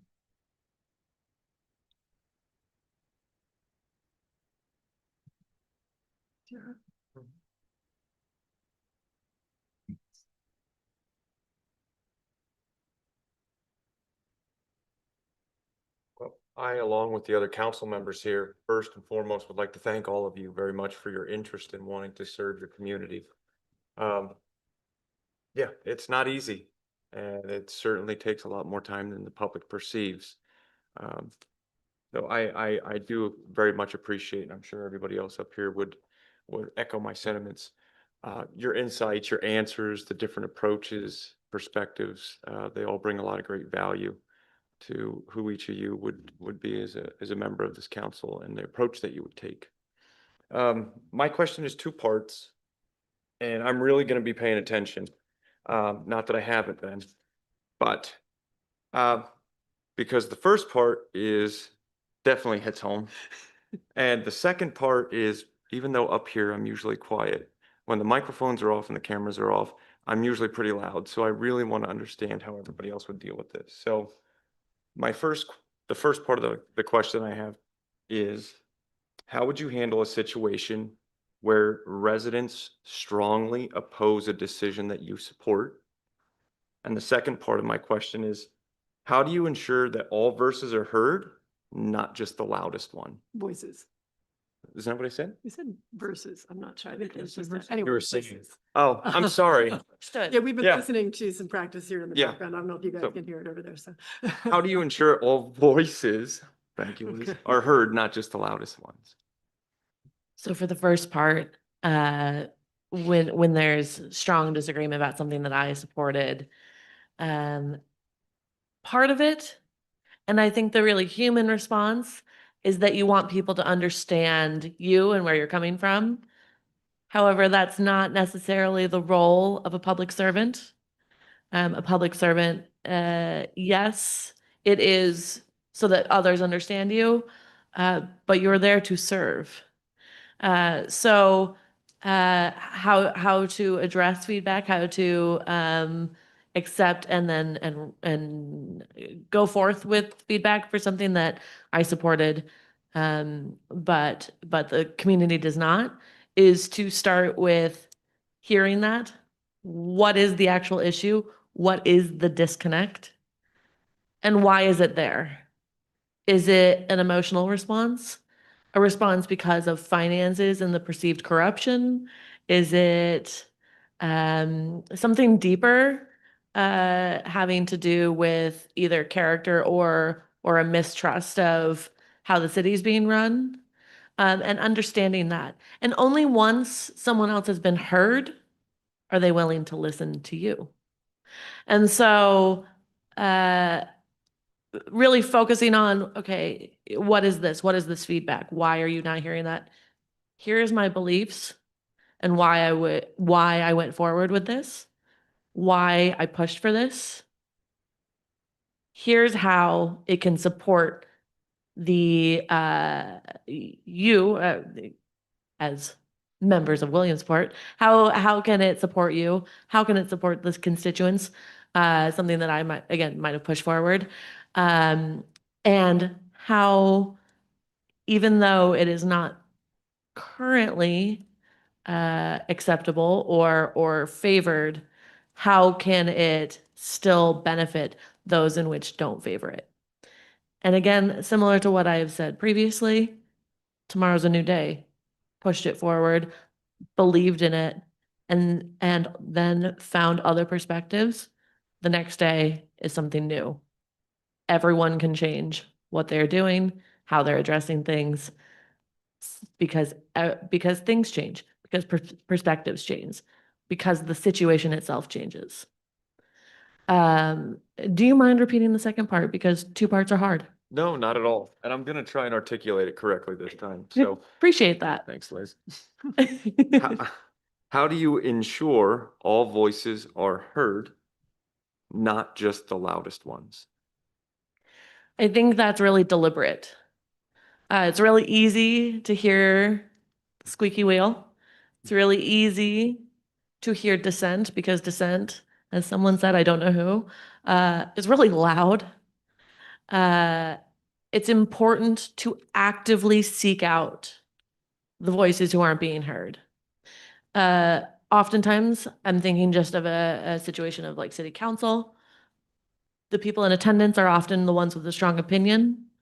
However, a strategy to hear the voices that aren't heard, go to the community events, knock on doors, join groups, attend groups, meet people you've never met before.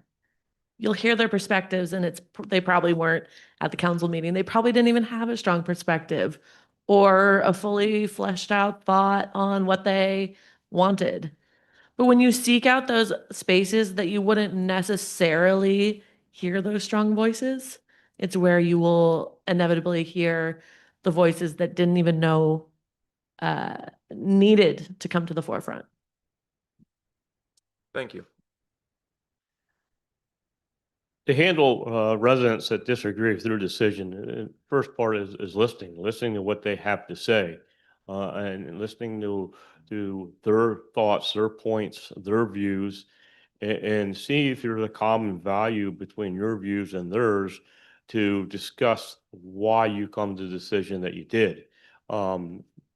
Usually there's some common ground that we can come up, agree upon, and maybe that common ground is that we agree to disagree sometimes, but show that person, that residents with respect, listen to them, and encourage that person to be more vocal prior to our decision-making process. Like she said about going to certain events throughout the community, First Fridays or whatever the event may be. Encourage that residents to become more heard, more vocal prior to our decisions. Maybe I can see your point of view, but my decision has already been made. Our decision as city council has already been made, and we might not be able to go back to correct it or see your view. So be more encourage the residents to be a little more vocal. That means for us as council members also to have that transparency, be out there for the community to see us, to be out there that they know that that we are approachable, that, you know, there's a council person that maybe I can go up and speak to and have that type of relationship with our community. And as Councilman Paluzzi says, I can be quite vocal sometimes too when I need to be. And the squeaky wheel sometimes shouldn't get the oil, as they say. Just because some of those times, those conversations can be passionate and you feel deeply rooted about a conversation. It doesn't mean that you're wrong. It just means you have great passion. And I'm kind of sometimes taken back by that person. I don't say taken back, but I agree with the person and their passion. Even though I may not agree with their thought, I agree with the passion that they have, because that means they still care and they still want to do good. In terms of how to handle residents that strongly oppose, I mean, that doesn't sound particularly fun. No, to be realistic, I think coming from a place of strong conviction and trust in the group and in democratic decisions, that we are operating from a place of long-term care for this community, and not everyone is able to see the long-term vision. So whether it's, like people have mentioned, and I'm sure others will, you know, transparency or explaining how things will work in a short time to get us to a long-term goal. But I think there is a lot of trust that has to exist within this group, whether you agree on everything or not, that we are collectively working towards a better Williamsport. And you have to be firm in knowing that, because there will be unpopular decisions that get made on a number of things. In terms of how do you ensure all voices are heard? I don't know if you've had this opportunity at a doctor's office where they ask you a question. Do you learn best by listening, by reading, or by demonstration? And I like to think of that when I'm working with different types of people in terms of how do I make sure that everyone has all of the opportunities they need to fully understand the background on an issue? So is that you need to read it all multiple times? Do we need to have a conversation that's within the purview of what is allowed within meetings and the scope of our responsibilities? Is it that you need to talk to an expert about this topic? Like, what is it that is needed for you to make a decision that you're confident in? And so I think that applies to within the council, within other bodies that we work with, within other officials. And then I think it's sort of also to the community. We've talked a lot about town halls. Those are the people who are bold and brave and willing to talk into a microphone and say their opinions. But what are ways that we can get the quiet people, or the people who have the least amount of trust in the government, to be willing to share their opinion with us? And so I think that's, you know, there's many options. I'm not going to suggest a bunch that would cost a bunch of money, because that would be contradictory to everything all of us are saying. But finding ways beyond just the Facebook comments of the world, and really trying to dive into some of the juicy meat, and what the people who are unheard, we have to seek it out. They're not gonna come to us. So I think that applies from constituents to fellow council to anyone we would work with. Thank you.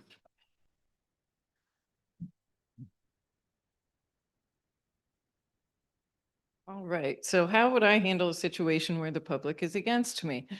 I- Disagreed with, not Okay, against. okay. Same thing. Not quite pitchforks, but. Yeah. Close. So I'd say to be transparent, that's number one. I believe transparency is of utmost importance and just clear communication with the public. And just giving an explanation. Explain your point of view, explain why you did something. That goes a long way. Even like real world example, if I forget to bring someone's food in at the restaurant, just ignoring that and not saying anything to the table makes it worse. And they're wondering what happened. But if I go up to the table and I'm like, hey, this is my mistake. This is what I did. This is why this is happening. You get a much better response from people that way. You have to have some tough skin if you're in a public position.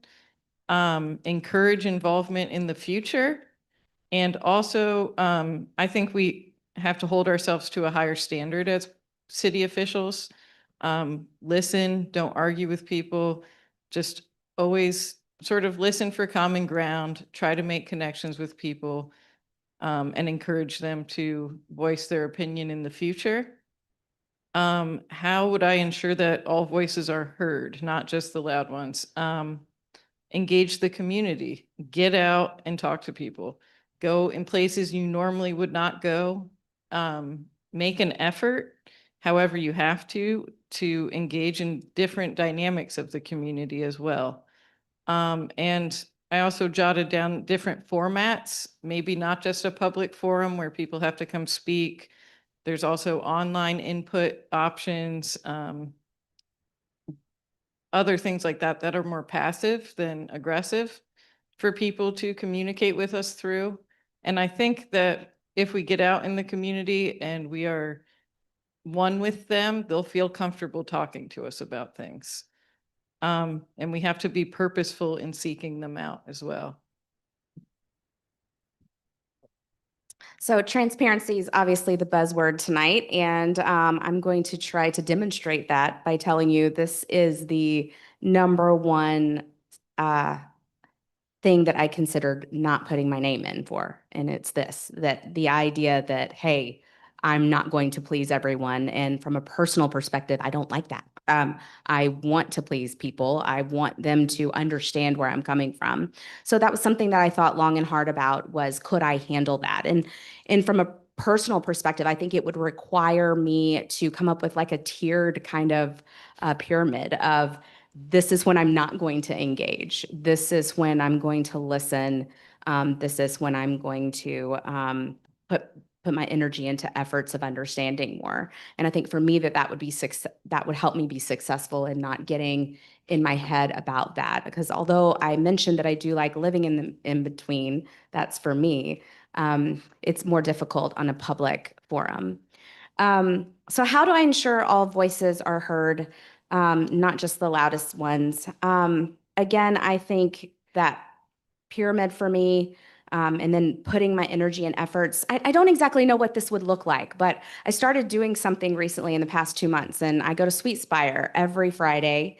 I usually get there about 9 o'clock. And I've told all my friends and family that I do that, and people just show up and we have time together. Even my mom showed up one day to talk to me about something, but she showed up to my Sweet Spire time. And I learned more about my mom, and my mom learned more about me in that time, even though I'm in her home every day. So I don't know exactly what that looks like for our community. I'd have to think about that a little bit more, but using a forum in a space that's safe, where people can share their feelings, their thoughts, might be something that I learn more from in a space like that than, Facebook or, some other space. So regarding the first question regarding how to handle when residents oppose.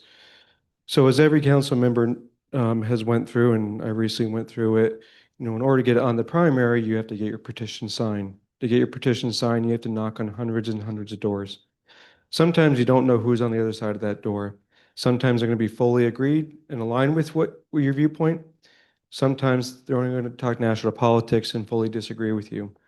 What I learned going through that process is the last thing you want to do is prove that you're right and they're wrong.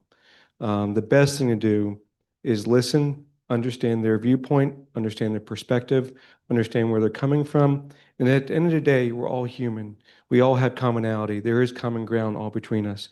So exploit that commonality, and just at times agree to disagree. All voices being heard. So a couple things there, and a couple of the other candidates have mentioned it, using different platforms to collect people's voices, whether it's Facebook, whether it's email, phone call. But at the end of the day, it's very important to be open, to be reachable, to have multiple forms of communication that people can reach out to you. Second and sixth person, I use that at work all the time. Go where the action is. Go into the neighborhoods, talk to people, have monthly open discussions, have community nights, be visible, be present, be approachable. I think that's very key, to have some set schedule throughout the neighborhood, throughout the city, where people can approach and have open discussions with you. Thank you.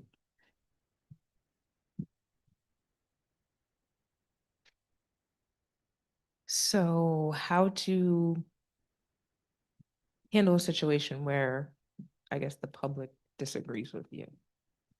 I think the most important thing for me is just engaging my active listening skills. Something I do every day, something that is very common to me. And it's kind of like a listen and we don't judge thing, right? So just because you may disagree with something that I supported doesn't necessarily make whatever you supported invalid. It just means that there was a difference in the opinion or what happened. So being able to understand their perspective and why they don't support or agree with, I should say, what the decision was. And then you said about, sheesh. How do you ensure that all voices are heard, not just the loudest one? So as a person, I'm never the loudest person in the room. So I'm typically quiet as a church mouse. I'm very observant. So I would be going to the person probably who's more like me and the person who is observing and looking around and, not being that boisterous person.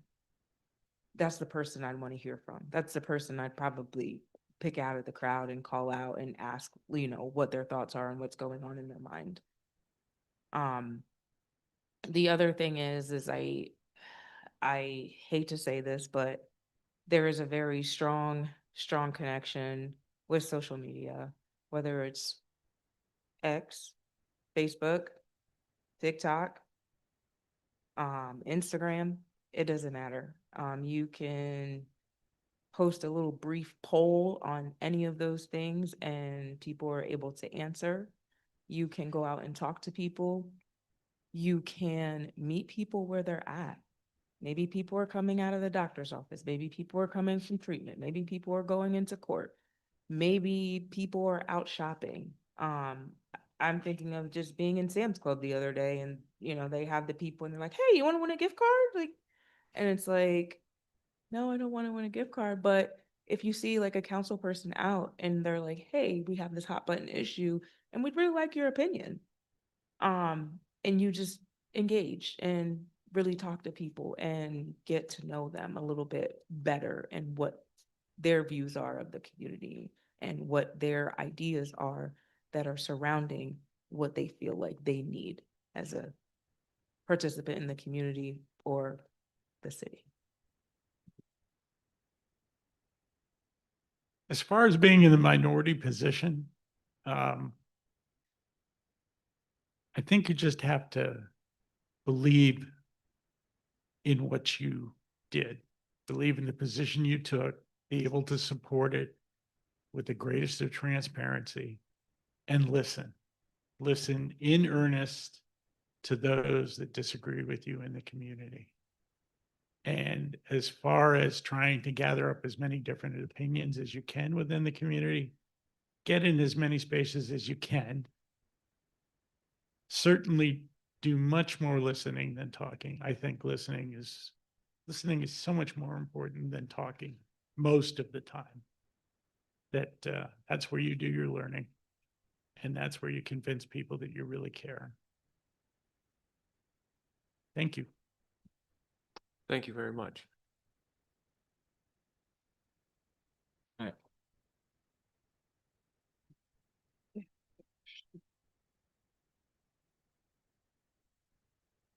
So we are at the last question. We do have two parts to this question. The one part is relatively easy to answer. The other one is going to take a little bit more of your input.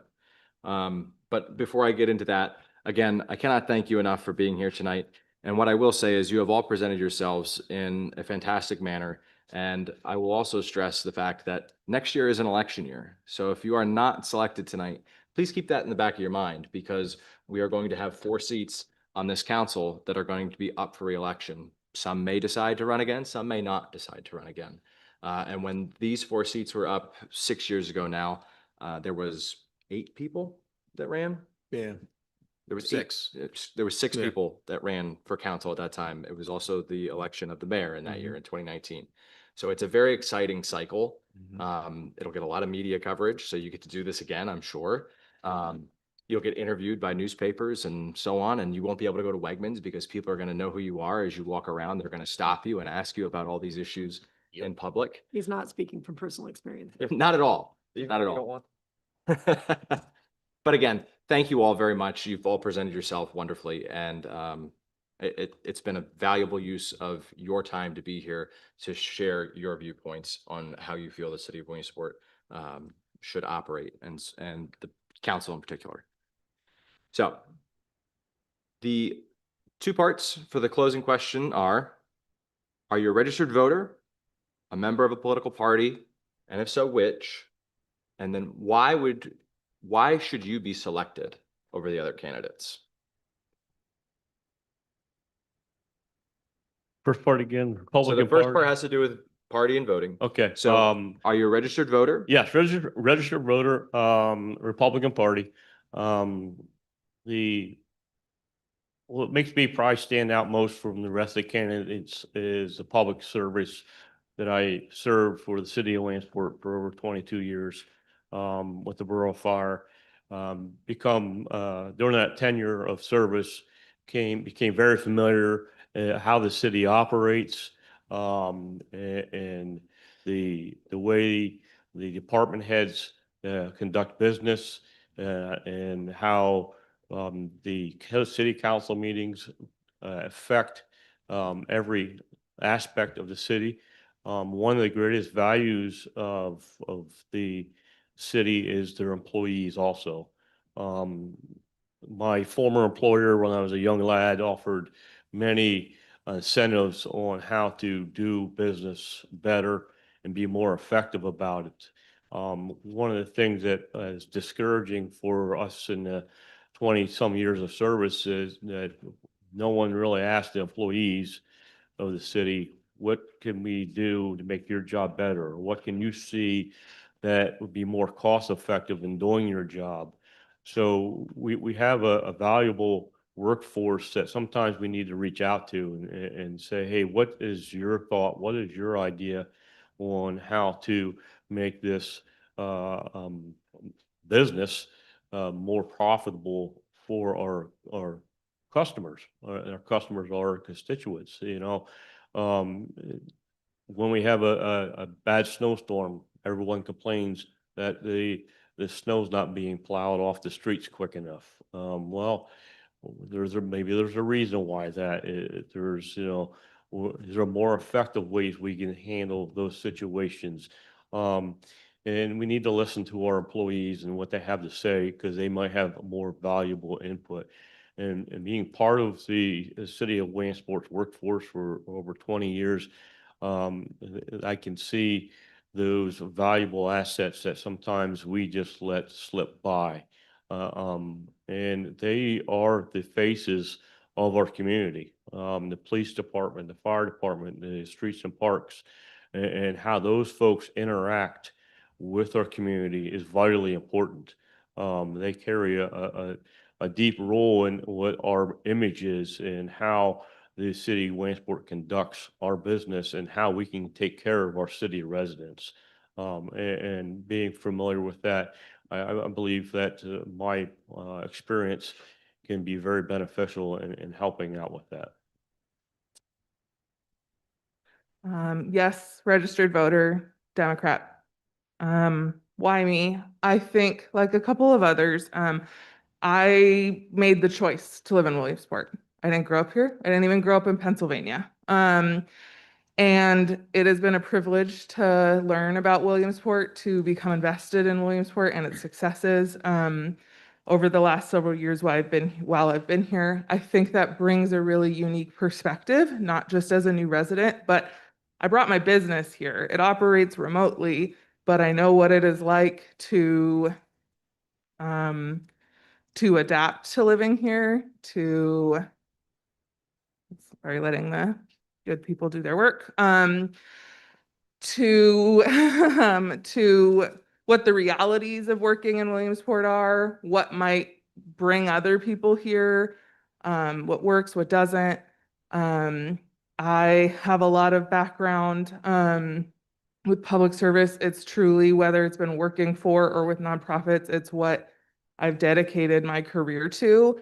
I think that has brought a lot of specific skills that I can use, from things like running projects with budgets of over $1 million, writing and reviewing grants that have been seen before city and councils or in county commissions, working with a wide range of people, bringing a fresh perspective. But most importantly, I'm willing to put in the work. This is more than just a couple hours every other week at a meeting. I want to have the opportunity to serve Williamsport by doing the research, by understanding the background, by doing the hard, not pretty background grunt work that goes into this job, with the opportunity to help my fellow community members. So thank you.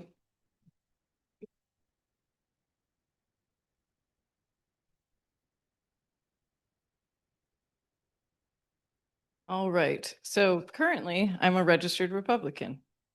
I am and always have been nonpartisan. I do not believe in political parties. I don't like to label myself as a political party. I've been registered Democrat, been registered more recently Republican. I do believe there are pros and cons to each party. I've never fit concretely into either. I'm more of a centrist. I don't like the extremes of either side. And I do think that we all, as humans, have more in common than not when we boil it down outside of political parties. Why me? So I feel like I know this community inside out. I grew up here. I went to school here. I moved away and came back. I own a home here on High Street. I've worked in spaces where I've gotten to know personally high rollers, and every day I work in spaces where I, more importantly, get to experience and get to know people who are the most vulnerable in our community. People who are dealing with criminal issues, housing issues, mental health crises, substance abuse issues. I think that gives me a unique perspective, just working with people every day that really need the community's help more than ever. I love our community. I've always been involved in our community through the local businesses and seeing my family grow up working in local business, trying to fuel the downtown economics and survive through pandemic, through any issue that arises. But yeah, I think I'm a working class person who offers a unique perspective of all kinds for city council. I am a registered voter. I am registered independent. And for many people that view that, they may see that as a cop-out. For me, it always has been an honor to be able to look at multiple situations, to look at both sides, to research and to form my own opinion. So I use that same practice in all other areas of my life. So it makes sense to use that in when we're speaking politically. I would like to challenge your precedent of maybe putting someone in based just on party. I can't imagine that this situation has happened too many times. In addition, I think it's a time to be able to pick your choice and not stand on something, you know, that looks like an election year. So that might be a challenge to you. What makes you stand out most? I echo a little bit about moving to Williamsport. We chose Williamsport specifically to live when we came here to interview for a job. We chose Williamsport City. And we've embedded our family. I have 6 kids who either are in the school district or have gone through the school district. So I have some experience with various ways of life here in Williamsport. I'm a business owner. I work downtown. And I have a PhD in organizational leadership management. So I have some insight into the systems that help or hinder organizations. And hopefully that knowledge could help this organization. And I've been an LPC, a licensed professional counselor, for 2 decades, where I have worked really honed in on my listening skills, on asking good questions, and helping people with high intensity situations. I think I bring a steadiness to any organization that I work with. So regarding registered voter, yes, I'm a registered Republican. Still, to be honest, I didn't know how tonight was going to go, so I did create an open statement that I do feel fits the answer to this question quite nicely. So as most know, back in November, I did run as a Republican nominee for an open position on council. Knocked on hundreds and hundreds of doors, met wonderful people all throughout this city, and more importantly, heard firsthand what was important to them, what they wanted, and what they didn't want. I demonstrated to the public first that I wanted to serve them to improve Williamsport. Though my campaign was unsuccessful, it is still my very strong desire to become a member of City Council. It is my aspiration to make Williamsport a thriving and improve the quality of life for the residents of this great city. During my career as a paramedic and now as an engineer, I have led many urgent situations, many complex organizations to success through strong collaboration, strong problem solving, and sound leadership skills. As a member of this community, I understand the challenges that the city faces and have the necessary experience to help solve those challenges. Like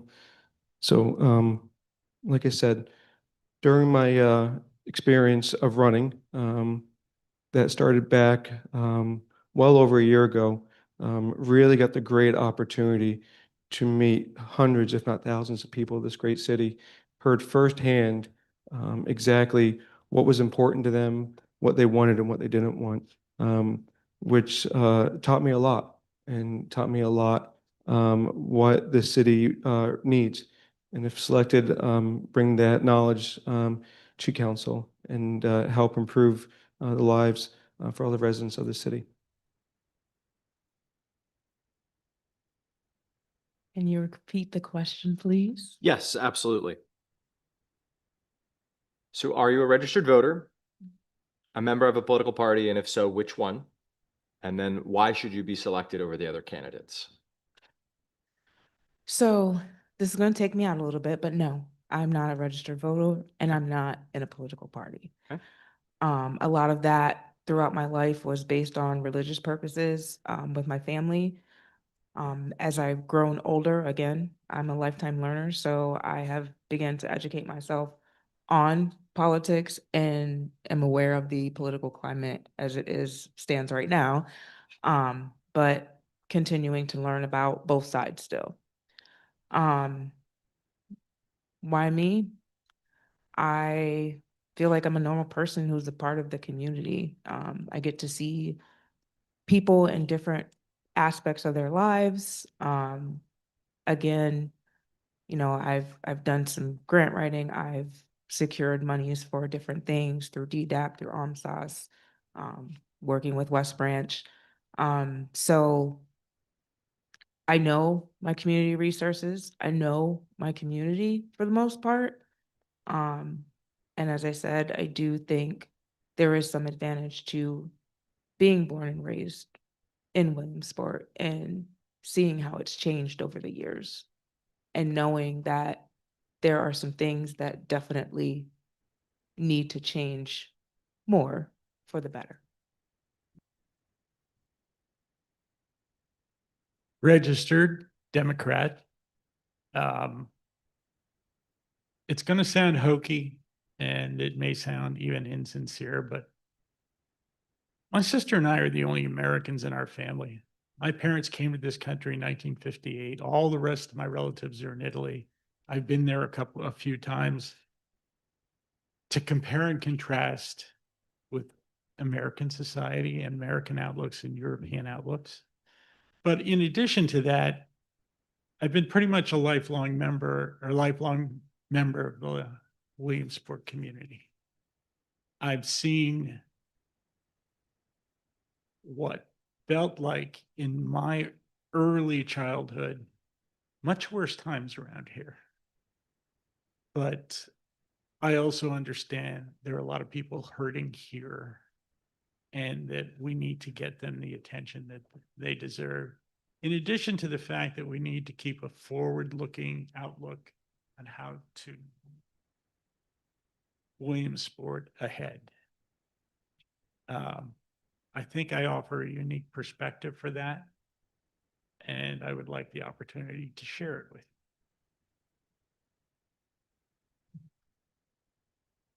you. Yes, I am a registered voter.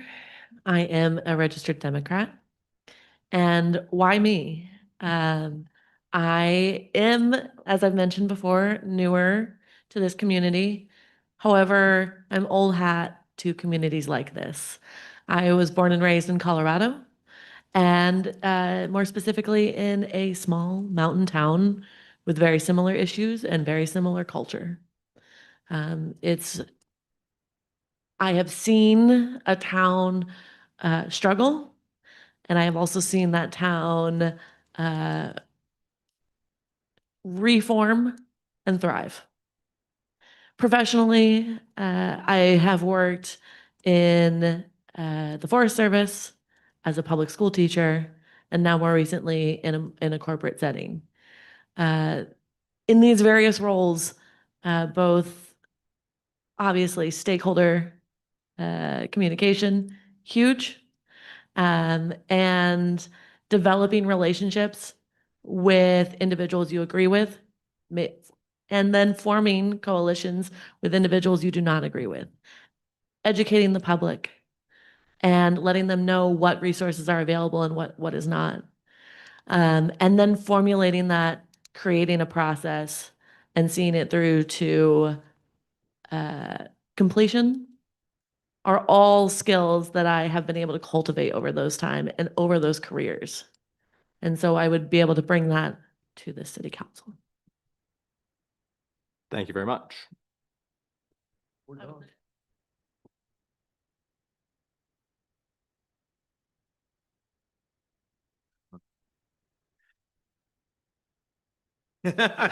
No. No. Mr. Gardner, if you just want to set that on the mic stand right there, please, I would appreciate it. So it didn't get knocked over and all that. That does conclude our interview portion for the council vacancy. So now we are going to move on to item number 4 on the agenda. Mrs. Frank, if you would please.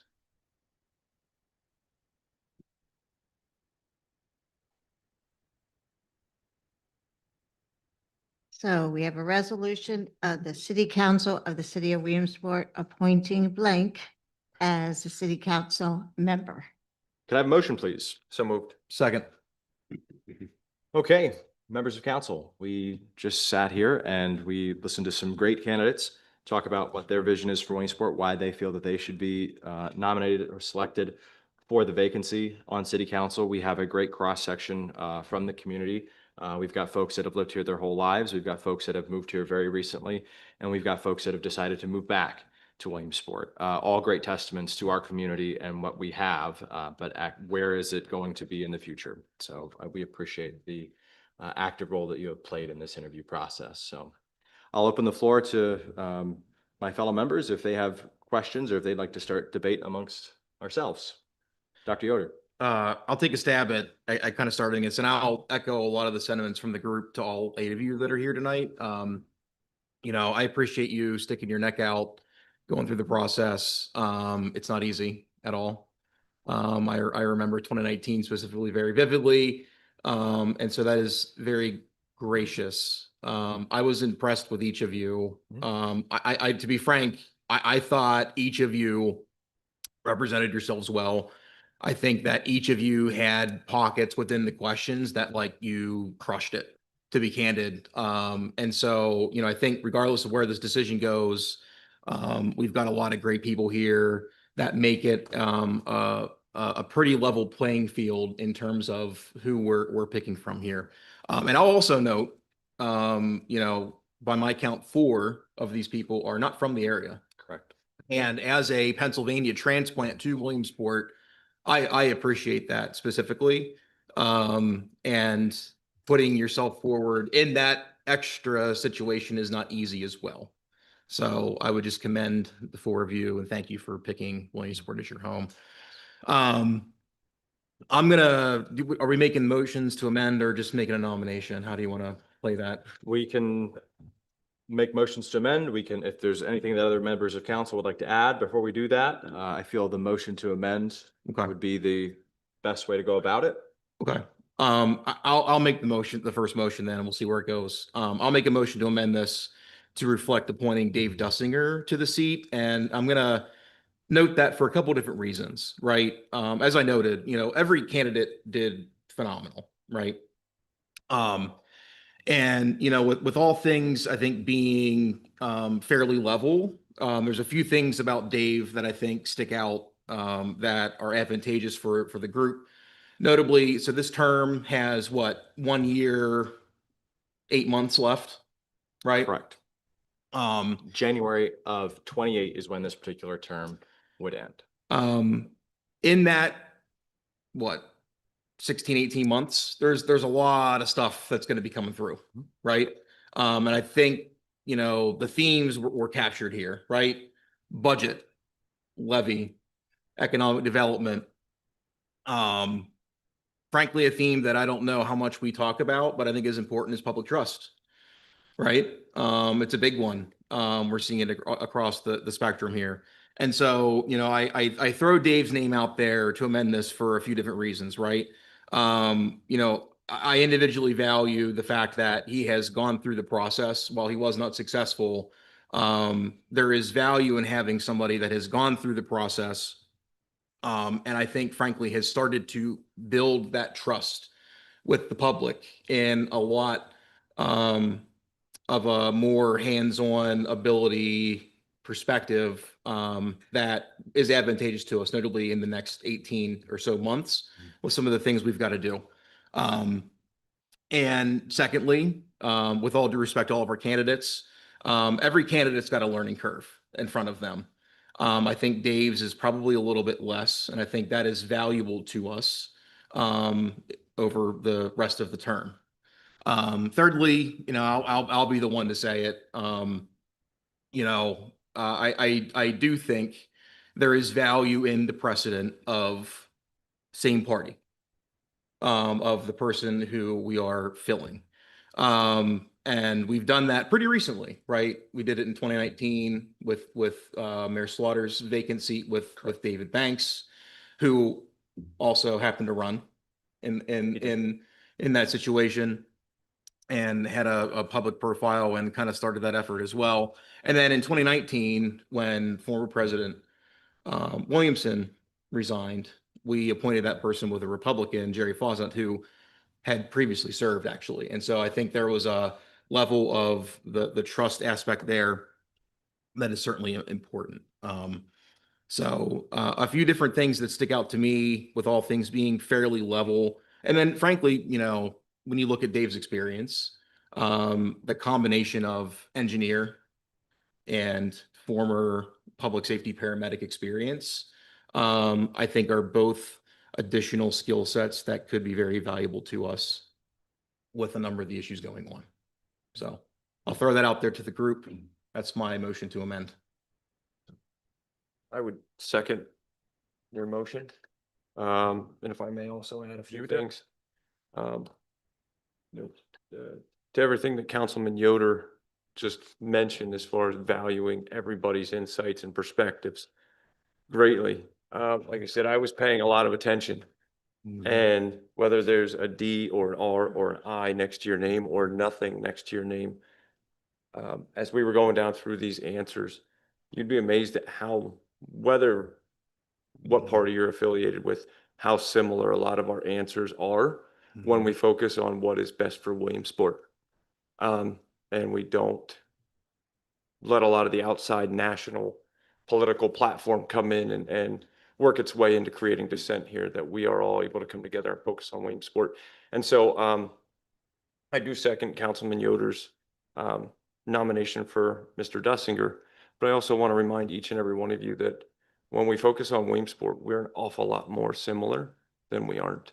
And that, I think, is what ultimately is going to help guarantee Williamsport's success when we focus on us and care about us.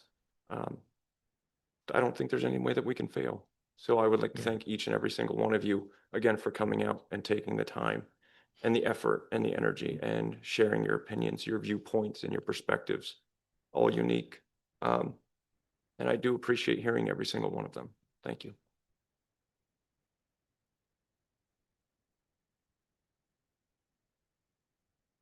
Did you have something to add about the motion? Well, Austin, if we have a second, is it now moved to discussion on this motion? As a motion.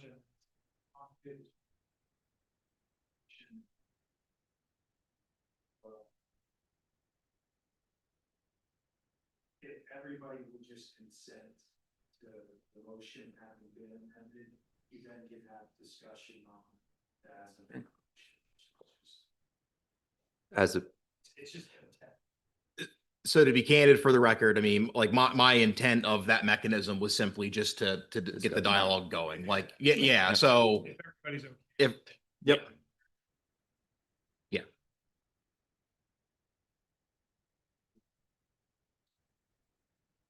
Before we vote on the amendment, to be clear, Austin. Correct. You're, yeah, right now, say everything, talk about. Motion as amended. And you have one vote on that. So I believe what you're asking is, can can we discuss? Yeah. Yeah. Not to say the same thing over and over again. I have a lot of respect for you all, and I would love to connect with each and every one of you because there's a lot of work to be done in our community. And one thing I learned a couple, after running my race, it was a moment of clarity when I realized that I can help my community in more ways than just being on city council, right? With that being said, I think Dave is a knowledgeable guy. I got to know him a little bit during my campaign. I can see him being on council.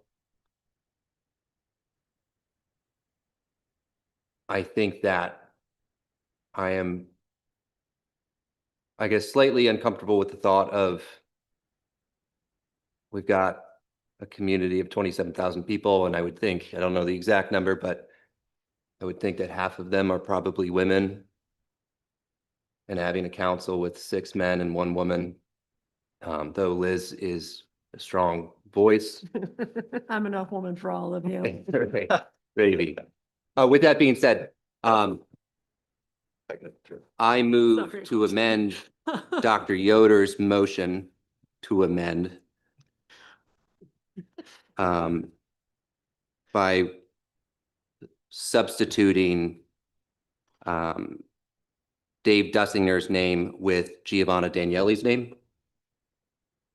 I think when I think about Bonnie Katz being a Republican woman who owned a business downtown, I think Giovanna is part of downtown Williamsport. Candidly, I think having an attorney's perspective on this council would be helpful.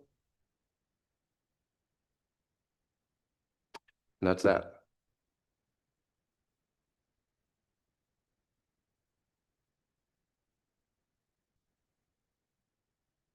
I'll second that. And yeah, look, I think one of the questions tonight was, you know, how would you deal with being in the minority of a decision, right? And, you know, precedent, no precedent. I went about this from a perspective of I came up with a scoring system. Giovanni, you'd be happy. It's a spreadsheet. Scored everybody. You know, to be honest, based on my scores, you and Dave are tied, right? And I do think that there is a lot of value in the fact that Dave ran a campaign and actually got out there and did all that behind the scenes hard work that it takes to try and get elected. I've done it twice. I will not be doing it again. And that would lead me into my next thought. See, ladies Yeah. and gentlemen. Open seat. I am just extremely encouraged by you all sitting here tonight, and I look forward to, and I hope that you all decide to run and go through that process, because you really do get a sense of what people think and what they actually want. But I do agree with Jonah that if we're going to go down the road of precedent, that based on everything I've seen here tonight, that Giovanna has the slight edge, in my opinion. So.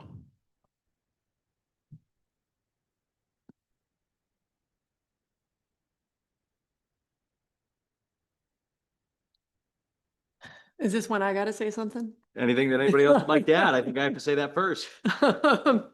Yeah, exactly. And I will confess that I walked in here tonight not being willing to make up my mind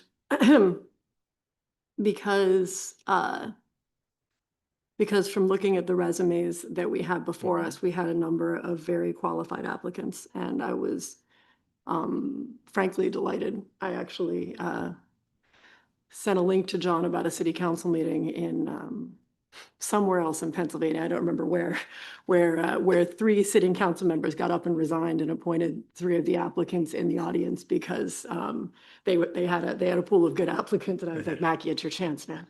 But and it probably should be mine too. That said, I was on council when we appointed 2 separate council members, both of them because of, in part, related to party affiliation, partly qualifications, partly party affiliation. And I sat on council with 4 Republicans who voted to appoint a Democrat to a vacant seat because it had been vacated by a Democrat. So I feel very strongly that is an important tradition to uphold. It's not just Williamsport, it is most communities in the Commonwealth, I believe, was what our solicitor told us. And that seems to me to be an important value. Put it this way, if I have been the recipient, if I have been the beneficiary of that policy at some point in the past, I feel as though I need to keep it going and pay it forward because I want to be the beneficiary of that policy at some point in the future. That said, we do have, I would agree with John that that 2 of the registered Republicans were more or less even in my scoring sheet. And consequently, I'm throwing it back to you all. Let's talk about it. Sure. And let's figure it out. Sure.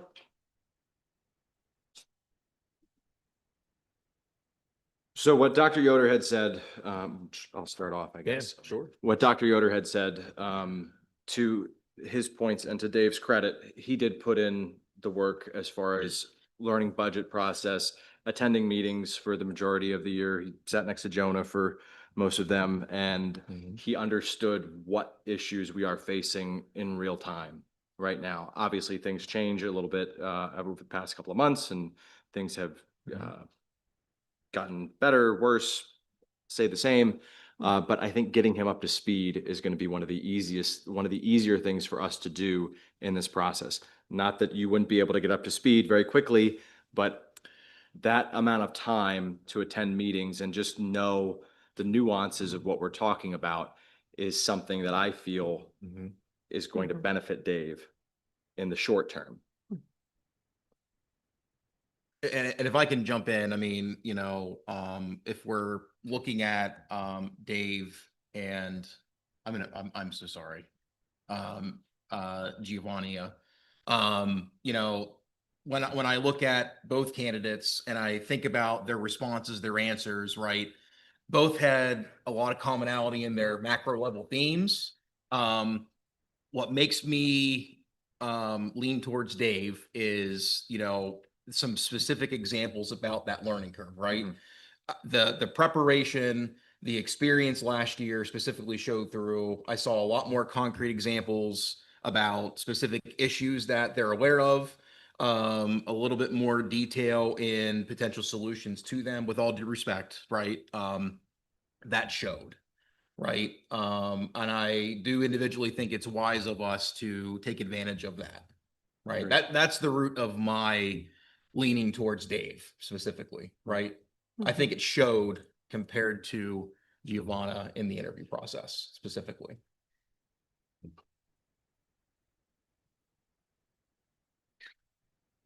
I would agree that I think the experience of running for a seat is valuable. And that is part of the reason that I'm hoping that everyone who's currently sitting in front of us will consider running for a seat next year. Because as we've already established, we'll have at least one open seat. And probably more from what I understand. And in terms of where I'm throwing my support, I have literally never been the deciding vote in anything on city council before. Sorry, this is a strange experience for me. But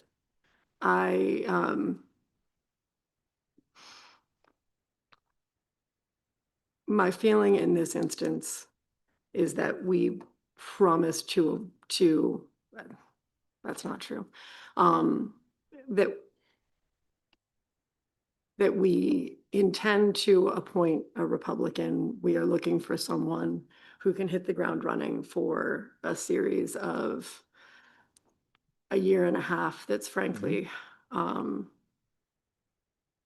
to be really challenging and going to involve a lot of work on all of our parts. And I am going to say that, all right, between the two, I think that Dave is probably more ready to hit the ground running. And that is not saying that every one of you isn't a good candidate. And that is not saying that I don't hope to be, well, either to lose my seat to one of you, that would be fantastic. Or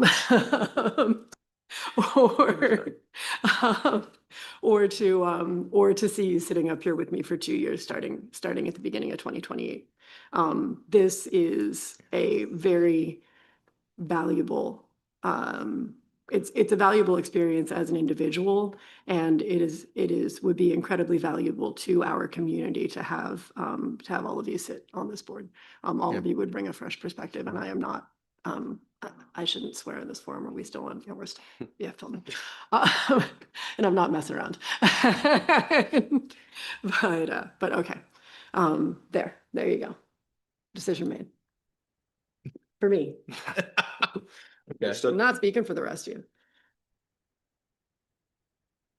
Yeah, sorry. If I could, Yeah, there has been, and this is just more of a general statement. There has been a lot of Democrat, Republican discussion tonight.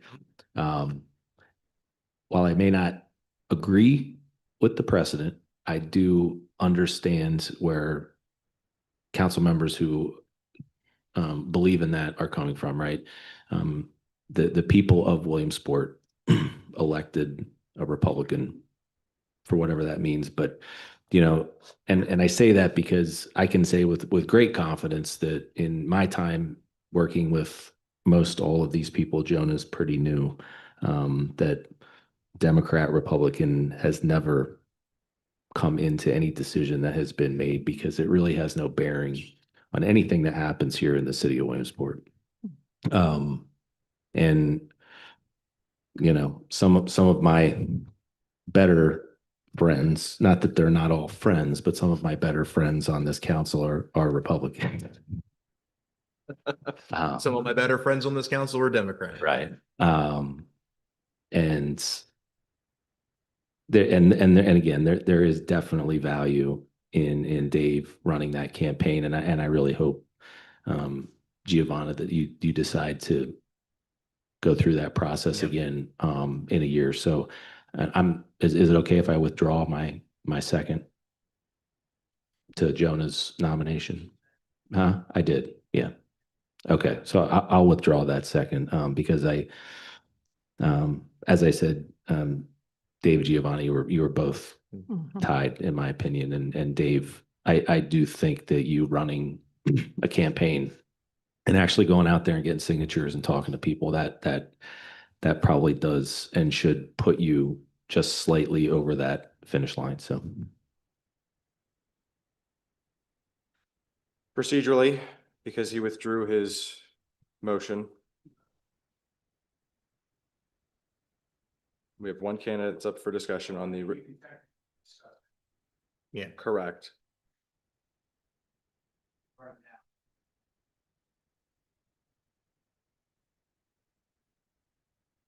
Okay. So on the motion to amend in favor of appointing David Dussinger, just the motion to appoint? All right, so I need a copy of Robert's rules. Let me say one more thing before we take the motion. Yeah, Again, to echo the sentiments of my fellow council members. Yeah, some of my favorite people are Democrats. Again, because we focus on Williamsport. We said national politics doesn't come in here. And I think that's what makes us as a council body so good at working together. And with that, again, seeing the broad spectrum of everybody that has obviously is showing a willingness and a passion to come out and serve this great city. 18 months, seats are going to come open for election again. And I truly, truly hope that whether you're a Democrat, a Republican, an independent, I hope that you all still find the passion and the ambition to get out and start a campaign. There's an awful lot of great insights and value that I think can be gained when you go out and run for the seat. So thank you again, all of you.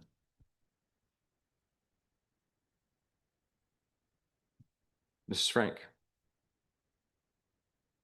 Okay, Dr. Yoder, Yes. Mr. Milligan, Yes. Mr. Mackey, yes. Ms. Mealy, Yes. Mr. Pelisi, Yes. Mr. Bider. Yes, motion passes 6-0. Thank you very much, all of you. Greatly appreciate you being here and your time this evening. I would second that. Yeah. Yeah, I would second that. Look, we're all being Yeah. serious when we say like Yeah. next year is an election year. I hope I see some of you on the ballot. And you know, look, if you've gone through this process and you're like, yeah, I mean, this isn't for me. It's fair. It's hard. It's stressful. Like all of that. There are other ways to get involved to help the community through the city. We've got numerous boards and commissions. We do. Right? Those are Yeah. excellent ways to get involved, to serve the community in a much more targeted way. I would encourage every one of you to consider that. We have a number of openings on a number of them. A lot of them are mayorally appointed with council approval.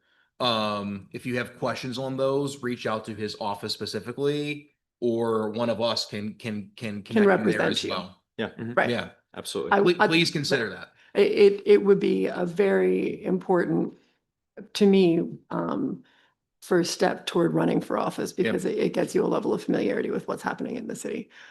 Chances are you would have to give up the seat on the border commission if you were to get elected in the next cycle. But it's a really good way to gain familiarity with how the city operates and decide whether or not you really want to hang out with us. I heard quite a few references to our city's housing stock, and I think that there's already currently an opening on our blighted properties committee. Right. Which would be a great place to serve. Absolutely. Yeah. But yeah, we desperately need people on our boards and commissions. I would heavily encourage all of you, if you're interested, to sit on one. It's neat work. All right. We'll move to item number 5 then, announcements. The next regularly scheduled city council meeting will be held on Thursday, April 30th, 2026 at 7 p.m. Trade and Transit 2, 144 West 3rd Street, Williamsport, PA. That is the building right next door. Upcoming meetings, Tuesday, April 28th at 11:30 a.m. Redevelopment Authority, 1 p.m. the Committee of the Whole, Thursday, April 30th at 7 p.m. City Council. Are there any comments tonight from members of the public? Any comments from members of council? Yeah, just again, real quick, thank you all. If any of you do decide to run, please don't hesitate to reach out. One of my favorite things to do is go to any one of our local establishments here, have a beer, talk about life, get to know people. And I'd like to think I have some perspective I could give you on what to do and what maybe not to do, both when you're running and if you were to get elected. So yeah, please, I'm definitely not running again. So my committee closed out. I Got no money. My bank accounts are closed. My wife refuses to be my treasurer again. So that's it for me. So please reach out, use me as a resource. I'd love to get to know all of you more. So thank you again. I would say the same thing. I believe that I'm not even allowed to run again, not to mention I didn't want to run last time, let alone this coming time. So, I would welcome anyone who needed help kind of formulating a plan of attack for a run next in 27. Thanks. Dr. Yoder? Let me thank you, President Biter. Thank you as well. So, appointments are not easy. Not really. And there's a lot of behind the scenes work that happens in getting everything together, trying to organize things, that whole process. It's a grind. It's tough. I just appreciate your efforts in doing this and spearheading this, and grateful for your leadership. Thank you very much. I appreciate that. As am I. Thank you. Thank you all. I greatly appreciated. Are there any comments from the administration? I see no one here tonight from the administration. And any comments from the news media? We have folks from the news media here for the first time in forever.